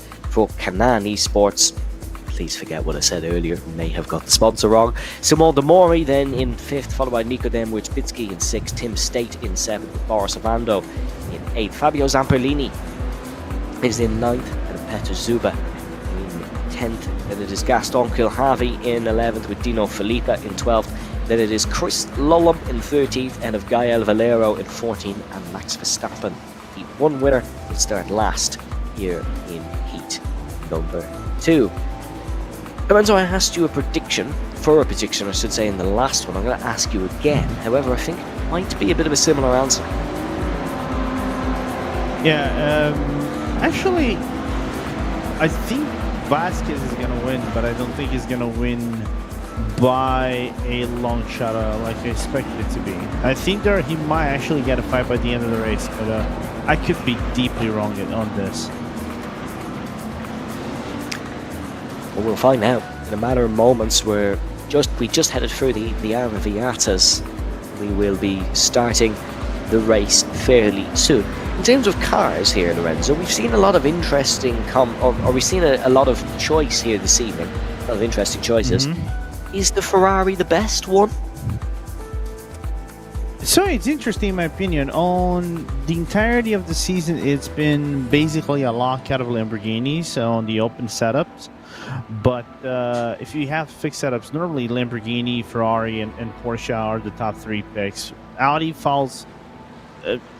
It doesn't carry the same performance as the other car does, even though it's the newest car of the bunch of the entirety of the GT3 grid nowadays. But it's a car that has the similarities. Drives good on a fixed setup, but the open setup, I think, it just falls flat in comparison to what the Porsche, the Ferrari, and the Lamborghini kind of brings.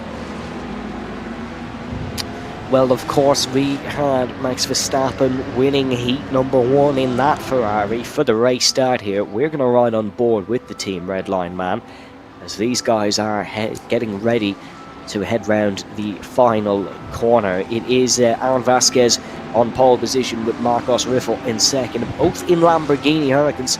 There's Samuel Bennett in third position, so it'll be interesting to keep up with those guys. But rounding through the final couple of corners, the pace car is going to pull into the pit lane. Yes, we can see it go in there, and as we look from the back of the grid, we go on board with the man starting in 15th place. This is, of course, Max Verstappen getting ready to get the launch as now we go racing here at Mugello. Tucks into the slipstream of Lulham and trying to get past Gaston Kulhavi at the same time. Kulhavi's not got the best getaway as Gael Valero is already up and ahead of Kulhavi. Aaron Vasquez leads into the first corner. Peter Zuba making places as well, as we see now Verstappen up for the outside line, heading for the first corner. And we see Tim State falling down the order there a little bit. The Americans not got a great launch. Verstappen once again up the inside and towards the chicane. You've a look at P1 there and keeping it close to his red line teammate Chris Lulham. There is a car gone round there. You can see in the mid pack,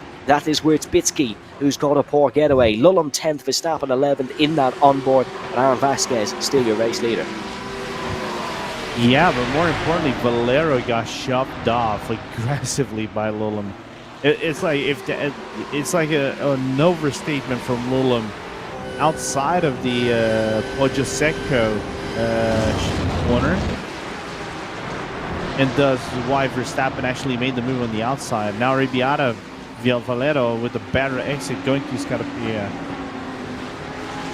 Oh, there's a car gone round there. That is Samuel Burnett, who's been tapped round and goes off into the gravel. That's on the exit of Pelagio of turn number 11. Oh, very unfortunate there for Samuel Burnett. His race 1 did not go the way he wanted. Race 2's not going to follow suit either. The 2 red line cars already cutting through the field. Lulham 8. It's Verstappen now side by side with Boris Avando. Verstappen gets the job done in the number 17 red line car. Avando will follow in behind. Yeah, files in behind the 2 Ferraris in the Porsche, I believe, is the American one of 2 here this evening. Just not having a great race, neither is Tim State, of course. Max Verstappen weaving, trying to get past Chris Lulham in front, but a little bit up from that, you can see Dimo Filippa going for the move as well. That's on Fabio Zamperlini in towards turn number 1, and there is confirmation. Filippa on the inside, big lunge as well from Lulham, trying to get past Fabulous Fabio. He gets the job done. Max Verstappen now going to try on the outside of Fabio Zamperlini. He's going to have to accelerate here around the outside. That's a brilliant piece of driving from both red line cars, specifically from Verstappen, who gives a nudge. Oh, he sends round Boris Ovando. Got a huge tank slapper. You can see the frustration on the Dutchman there. He got nudged from Fabio Zamperlini. Then he was sent round. He was saved by Boris Ovando, but Ovando was then sent round in the act. Momentum was just conserved by Ovando. He went off into the gravel. Good save. I want to see the replay of that again. While now Lulham breaks away, and now Gael is actually right behind him. And he doesn't have draft. Like Verstappen has minor draft, so you would have to, find ways for Lulum, you know, to either Lulum checks up or something else checks up to help Verstappen to have that draft back. But that was insane. Here is the incident. The replay, you can see Lulum goes around the outside. Verstappen just dives on Fabio Zamperlini. There was a bit of contact between the two there, and you can see Fabio was sent around. That subsequently sends Verstappen into a half spin, and then the Porsche just drives into the scene of the accident and is sent around. Poor Boris Ovando is the reason Max Verstappen still has a chance of winning this race, because without Ovando being there, Verstappen has gone round into the gravel. Yeah, unfortunate for Ovando to be the sacrificial lamb out of the two. Meanwhile, you can see Resende trying to make a move on Simon Demori as Demori makes that overtake work on the Brazilian. So the Atch driver breaking away from the Brazilian, 6 seconds separates them just outside of turn number 3. Yeah, that 3 of 11 here at Mugello. Aaron Vasquez leads the race by 2 seconds over Riffle and Simon Demori. Then it's Jackson Mersenje, Dino Filippo, Chris Lulum. And now here comes Max Verstappen once again getting hairy out of the Borja San Lorenzo corner, but he's got the job done on Gael Valero. And he's just keeping up here with his red line teammate Chris Lulum. 1 second separates Lulum and Verstappen. And they've kind of been working together really to cut through the field here. They've done it quite effectively because they're both up to 6th and 7th. Yeah, I wonder if Zuba actually got a slowdown, because that was too much. That was too easy of an overtake, in my opinion.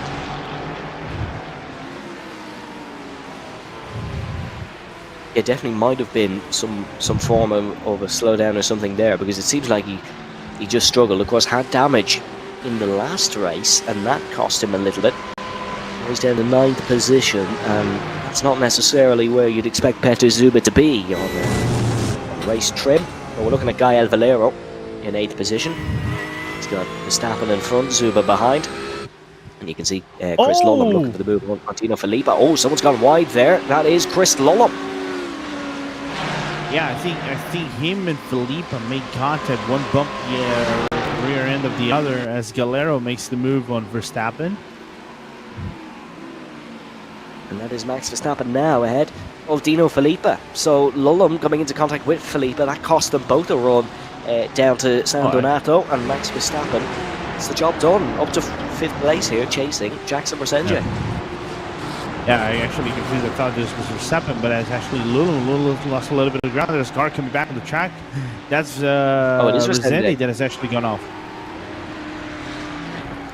It seems like the seas are parting here for Max Verstappen. Here's a replay in the picture-in-picture. Whoa, Lulum, way out of shape. And I think he's just nicked the back of Dino Filippo there. I think that was Chris Lulum's fault. They both managed to get back on the track, but did lose an awful lot of time. And now you can see Dino Filippo is behind another one of the Team Red Line cars, that of course being Max Verstappen's. Verstappen just ahead of just chasing down Simon Demori, just ahead of Dino Filippo, gap about 3.2 seconds, but Verstappen had a massive pace advantage in heat number 1, so you would really expect him to hunt down the German-Austrian in 3rd position.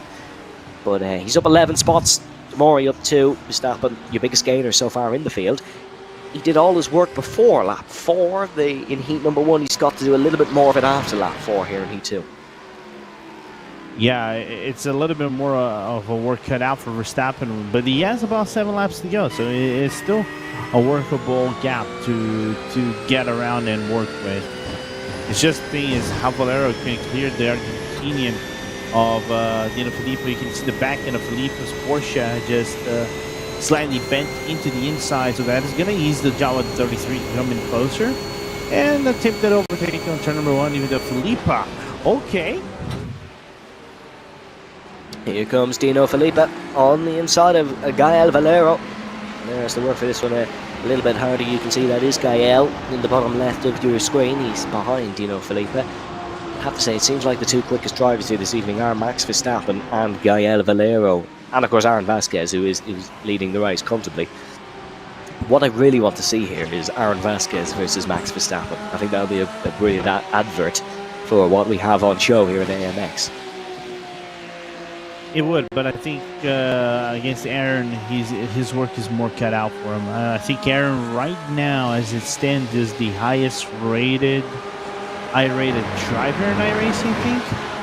So, and he mainly goes into GT3 and GT racing, moving on the inside.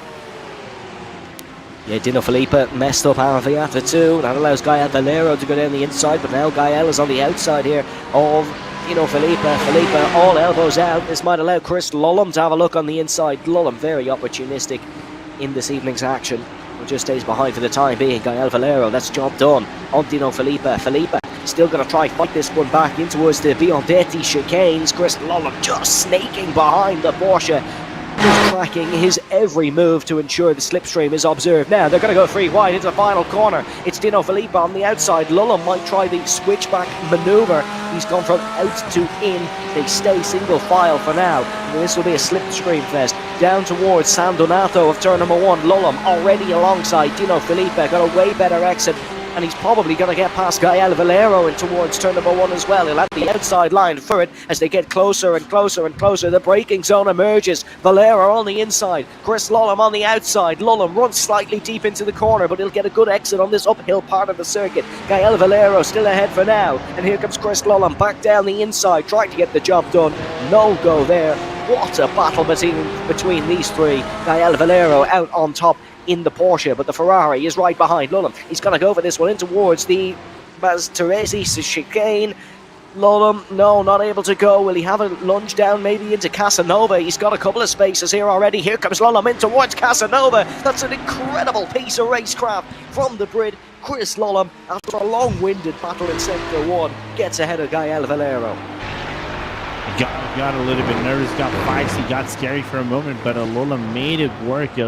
Valero using his touring car prowess, you know, to try to work the gaps, you know, side by side, the quarter panel, things like that. So it put up a fight, but the 33 just had to yield the position to the number 5 driver of Lullum, and finally the red line driver manages to break into the grid and now into the top 5 more importantly. But I know Lullum is not going to have an easy day with Valero on his back. No, this is two absolute top class iRacers who both have world champion status on the game, battling and duking it out like the absolute champions they are. Simon De Mori is looking to battle with Riffle in towards, not able to get past in towards that first corner. It's still Riffle ahead, Simon De Mori behind, but these two are being hunted down by Verstappen in the background.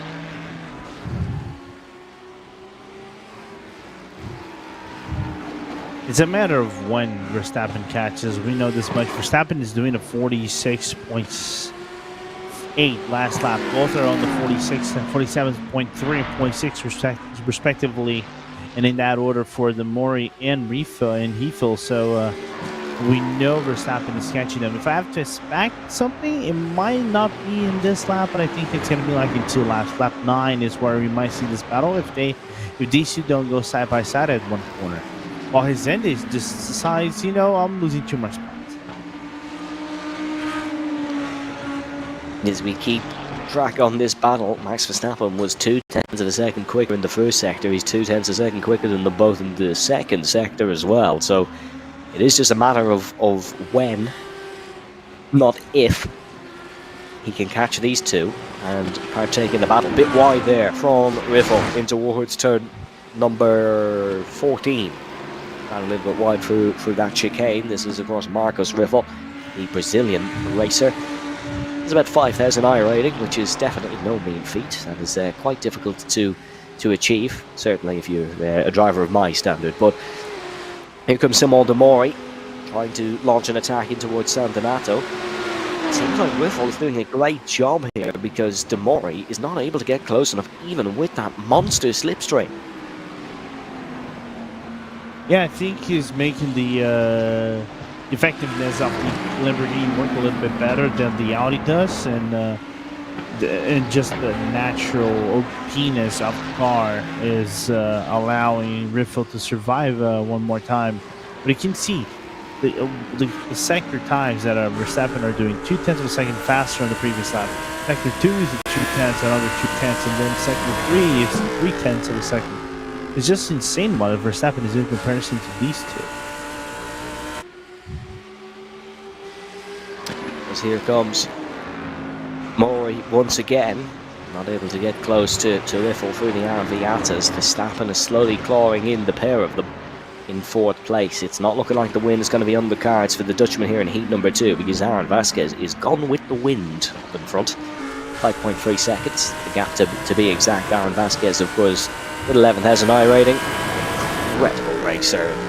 Unbelievable pace. If he starts a race in first, we don't expect him to lose it. Verstappen was 0.3 of a second quicker than Marcus Riffle in the first sector, and just about under 3 quicker than Simon de Mori. So Verstappen is incredible in those first few chicanes. It seems that's wide from Simon de Mori, or maybe it's a tactical wide line like we saw Chris Lullum take in his battle against Gael Valero. But we'll start lap number 9 here out of 11. We ride on board with the team red line number 7 Ferrari of Max Verstappen as he hunts down Simon de Mori in towards turn number 1. He's been going for all his moves at the first possible opportunity today.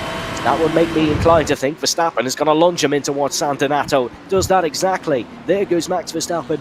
Job done on Simon de Mori. Now he hunts down Marcus Riffle in towards turn number 1. It's been a red car behind Riffle for pretty much the entire race, and is now the slightly navy blue and red line machine of the triple Formula 1 World Champion behind him. But Riffle has done a good job defending de Mori. Just don't change his tactics here, and he might still be able to hold off the Dutchman. Down towards Casanova, this is where Chris Lullum has been making his moves all day, but it's a no-go for Verstappen. Then in towards Savelli in the Arviatas.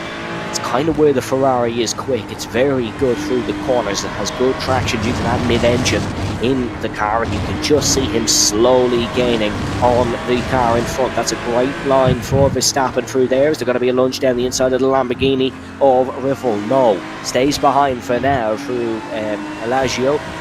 This is definitely looking like it's going to be a turn 12 move, though. Outside line for Verstappen.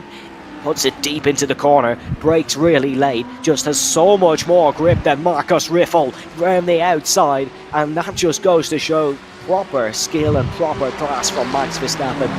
It took him less than a lap, and he's dispatched Simon de Mori and Marcus Riffle. Riffle's actually gone off the circuit. Oh, Riffle has. He spun off after being overtaken. What was looking like a promising result, Marcus Riffle's gone round.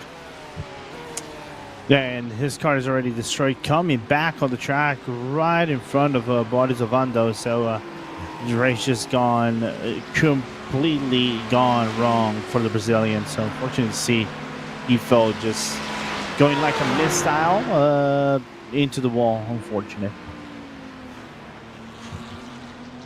We have 2 laps to go.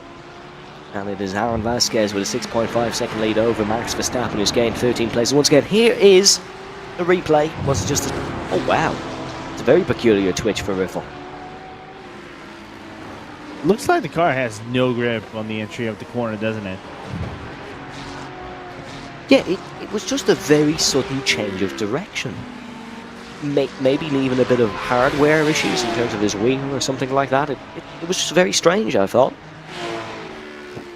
It would be surprising if he had a Logitech. I know Riffle has a direct drive. I know Riffle. He was from my region in Brazil, and I drove with him a few times. So it's awkward.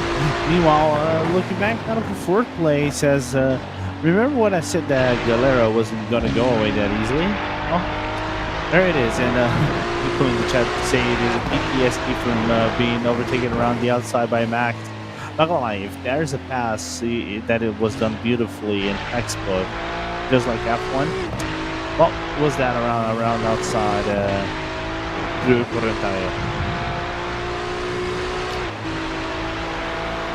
We saw as well a great battle between these two, Lullum and Valero. That might continue for the last lap of the race. It does just look like Chris Lullum just has the legs on Gael Valero. Here's Alan Vasquez starts the final lap of the race.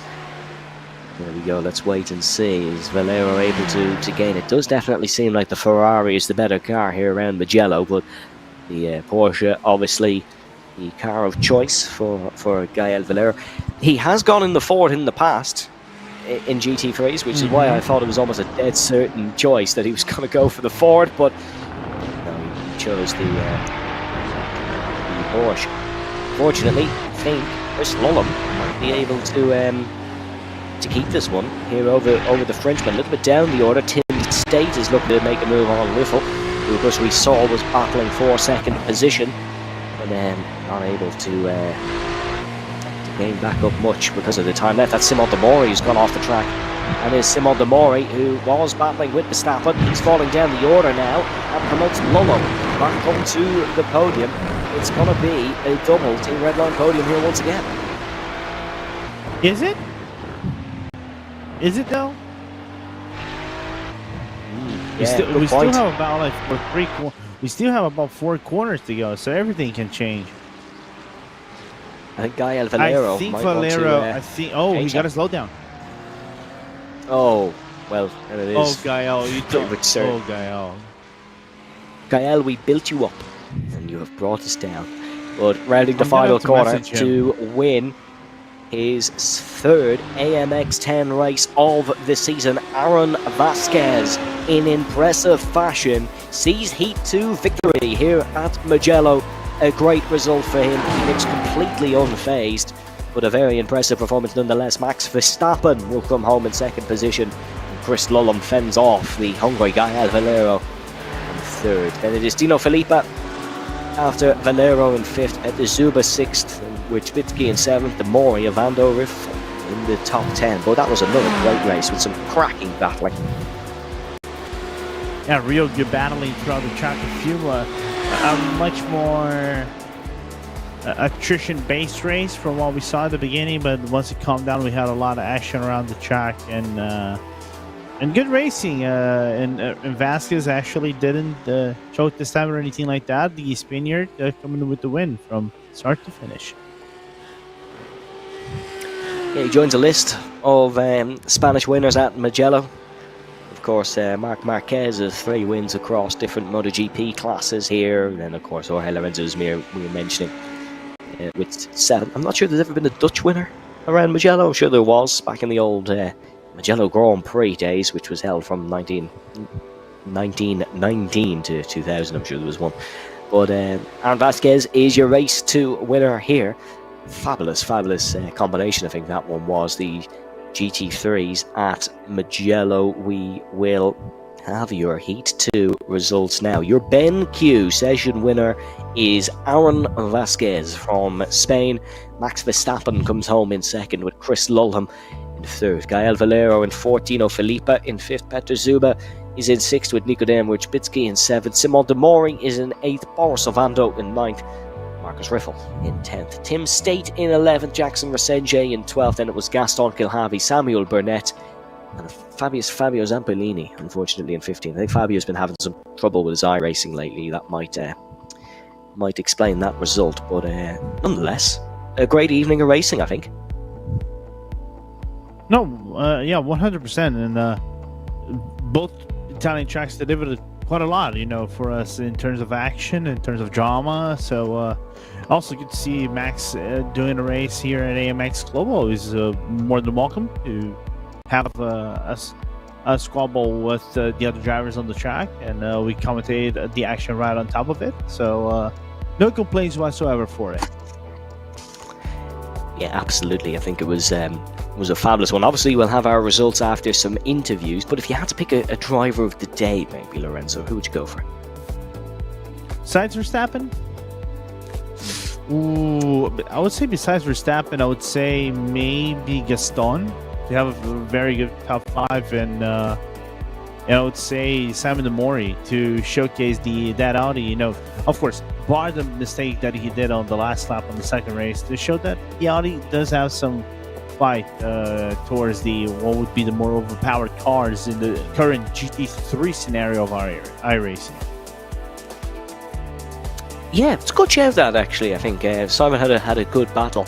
I believe now, though, folks, we are going to hear from some of our drivers. I believe we are going to hear from our race winner from heat number 2, who of course was Aaron Vasquez, the Spaniard. It'll be interesting to hear what he has to say. But as the team get that ready here, Lorenzo, what do you make of this track combination for Sebring? Ooh, Sebring. Is that what you mean? Good combination. I love it. I think Sebring is my favorite track by a whole mile. You know, I've always put like a top 3. Sebring is usually my favorite, or with Daytona is my second favorite track. You know, they're close, and the racing over there is always great. There's never, I think, a dull moment going around Sebring Raceway. The track just flows. And the track just layout just perfect for everybody, for every single kind of racing. Well, folks, we are going to hear from your Heat 2 race winner, Aaron Vasquez, now.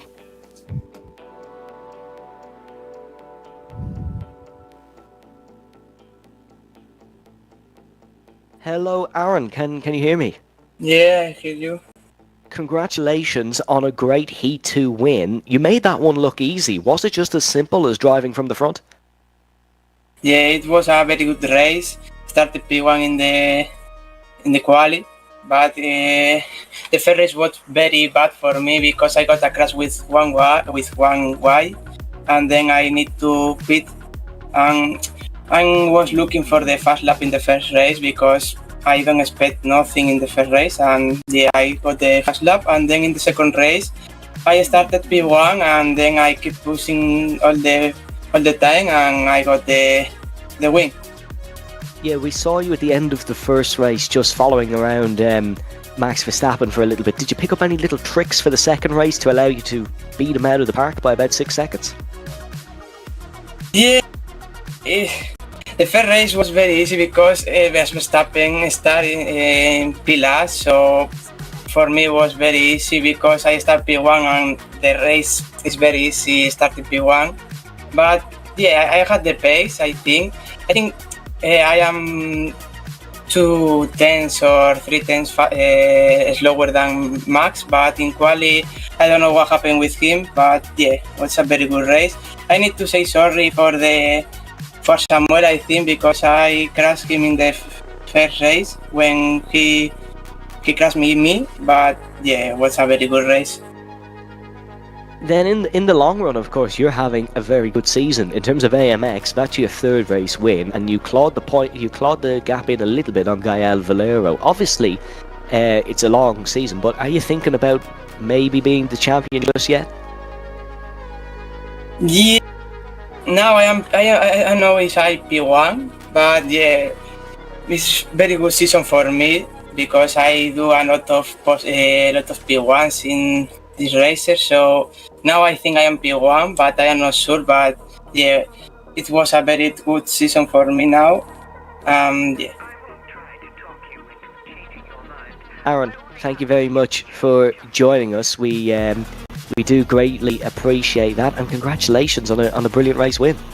Thank you, guys. Well, we heard from Aaron Vasquez just there. He is up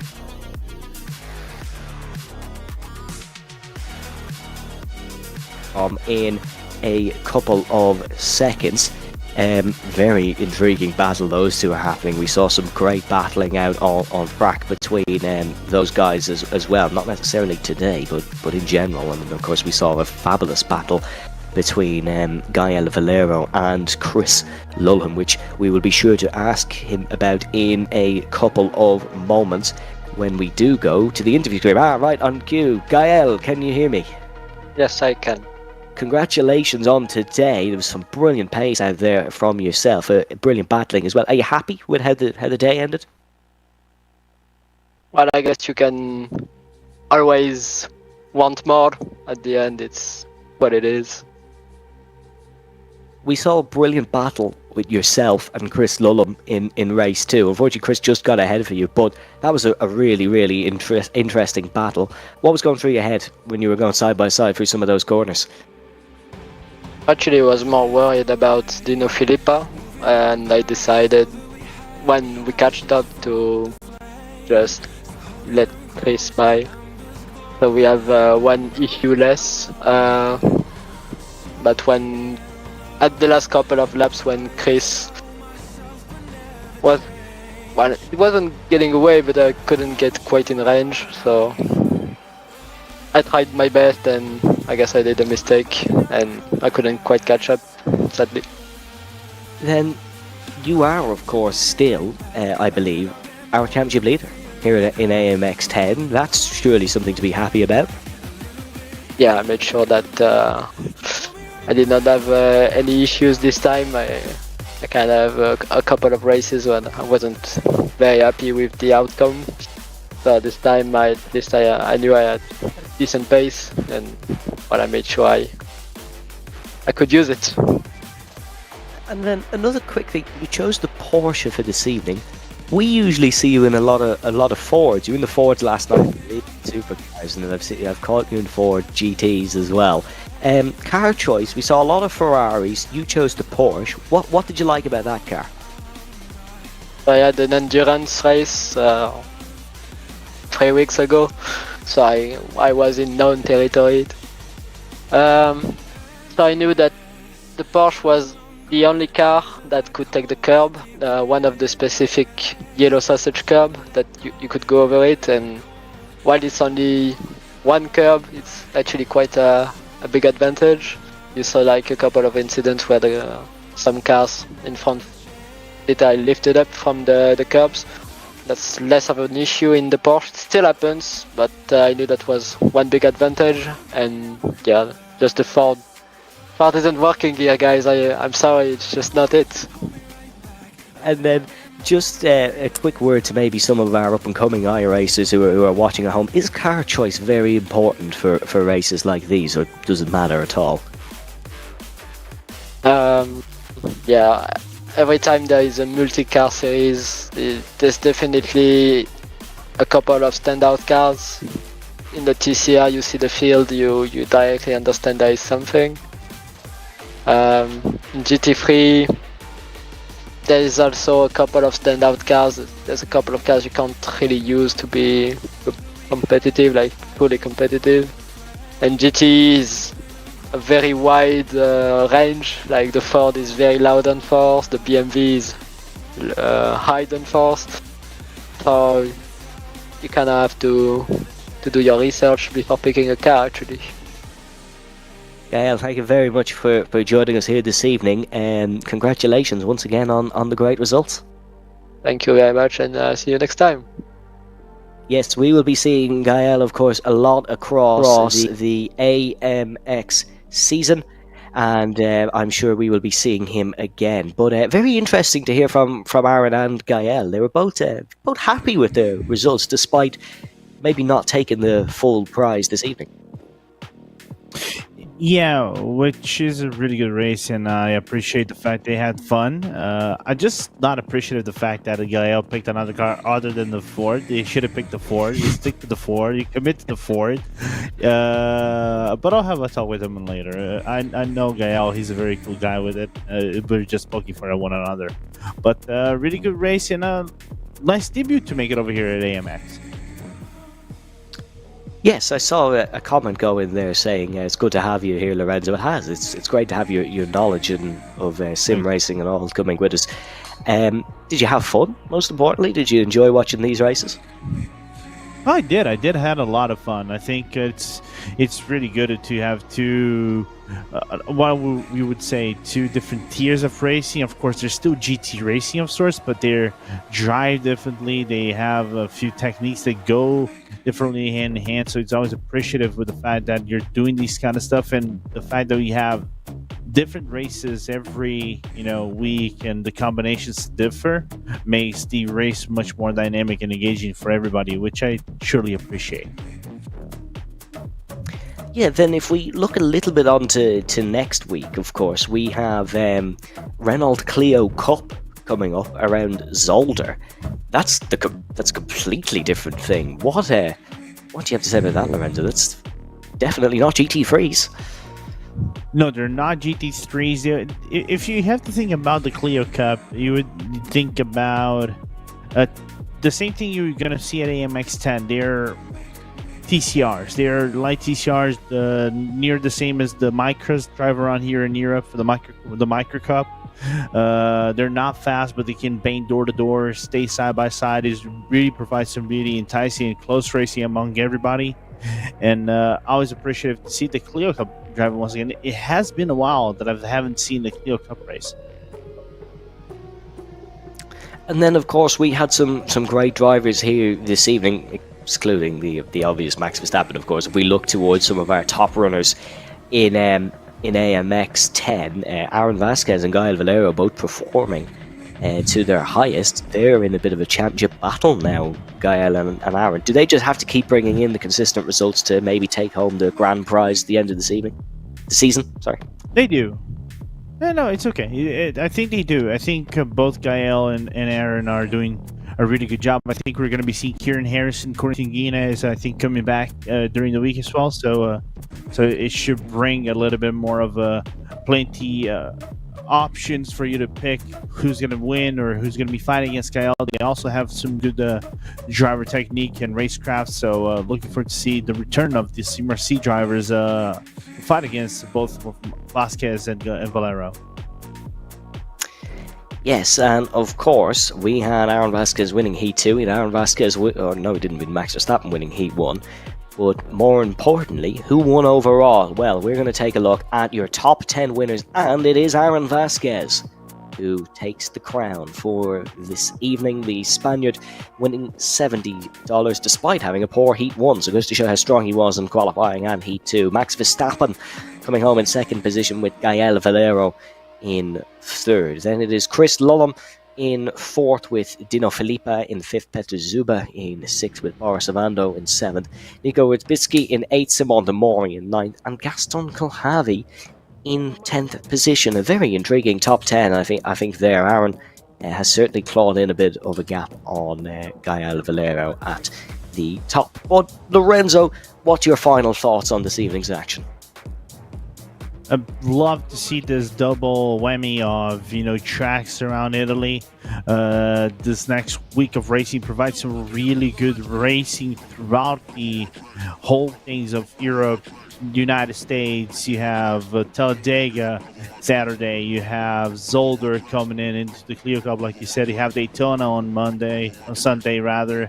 So it's good. I like what next week is prepared for us. Well, ladies and gentlemen, before we go, two big things. One, if you'd like to race in AMX, check out amxrace.com. There's some fabulous promos and all over there, and you can register for some AMX action. Number two, check out those links below. You can see them all along below me and Lorenzo. Instagram, Twitch, Twitter/X, Discord, YouTube, our website, of course, and TikTok. Make sure you do check them all out. But from myself and Lorenzo, a big thanks to you for joining us for this evening's AMX 1 and AMX 10 action. You can, of course, go and re-watch the races on this live stream on our YouTube channel as well, and there'll be plenty of clips uploaded, of course, across the different platforms. But more importantly, we shall leave you go. Make sure to tune in on Tuesday at 5:50 GMT for that Renault Clio Cup at Circuit Zolder. But have a good evening / tomorrow. Stay safe, stay well, and we shall see you next time. Bye bye.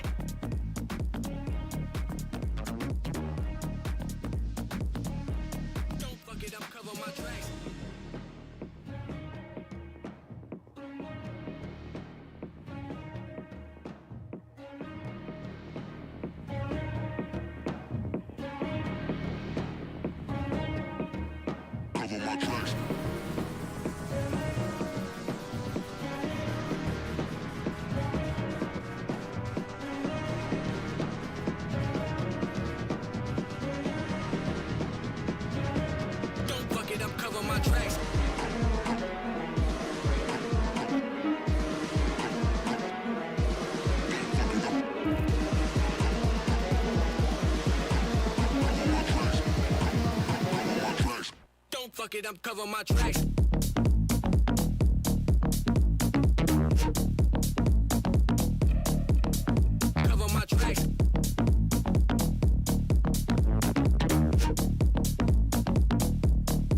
fuck it, I'm covering my tracks.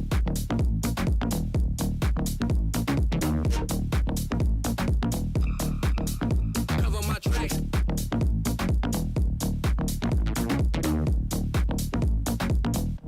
Don't cover my tracks.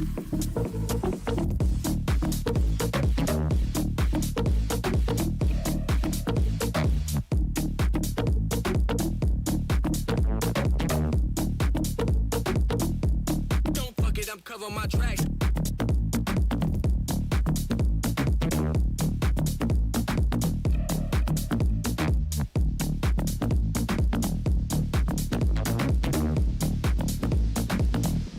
Don't fuck it, I'm covering my tracks.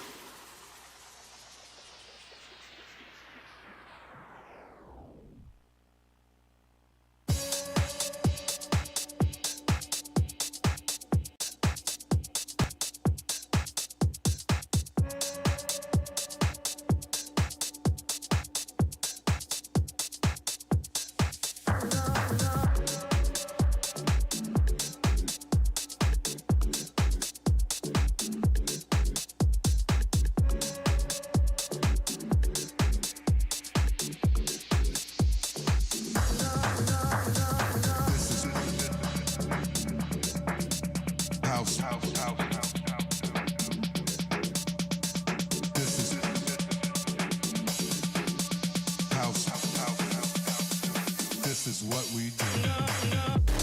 Okay.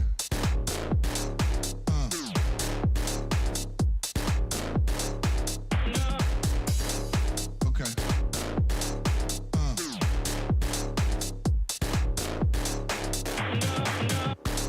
Okay.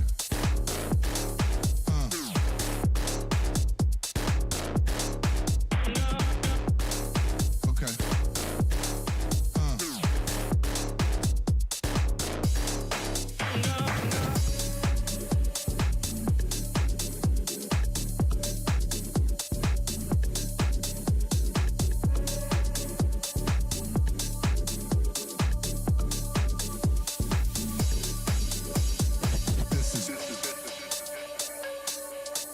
House. This is house.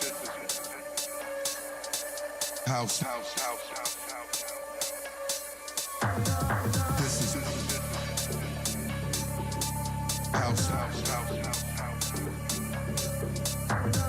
This is house.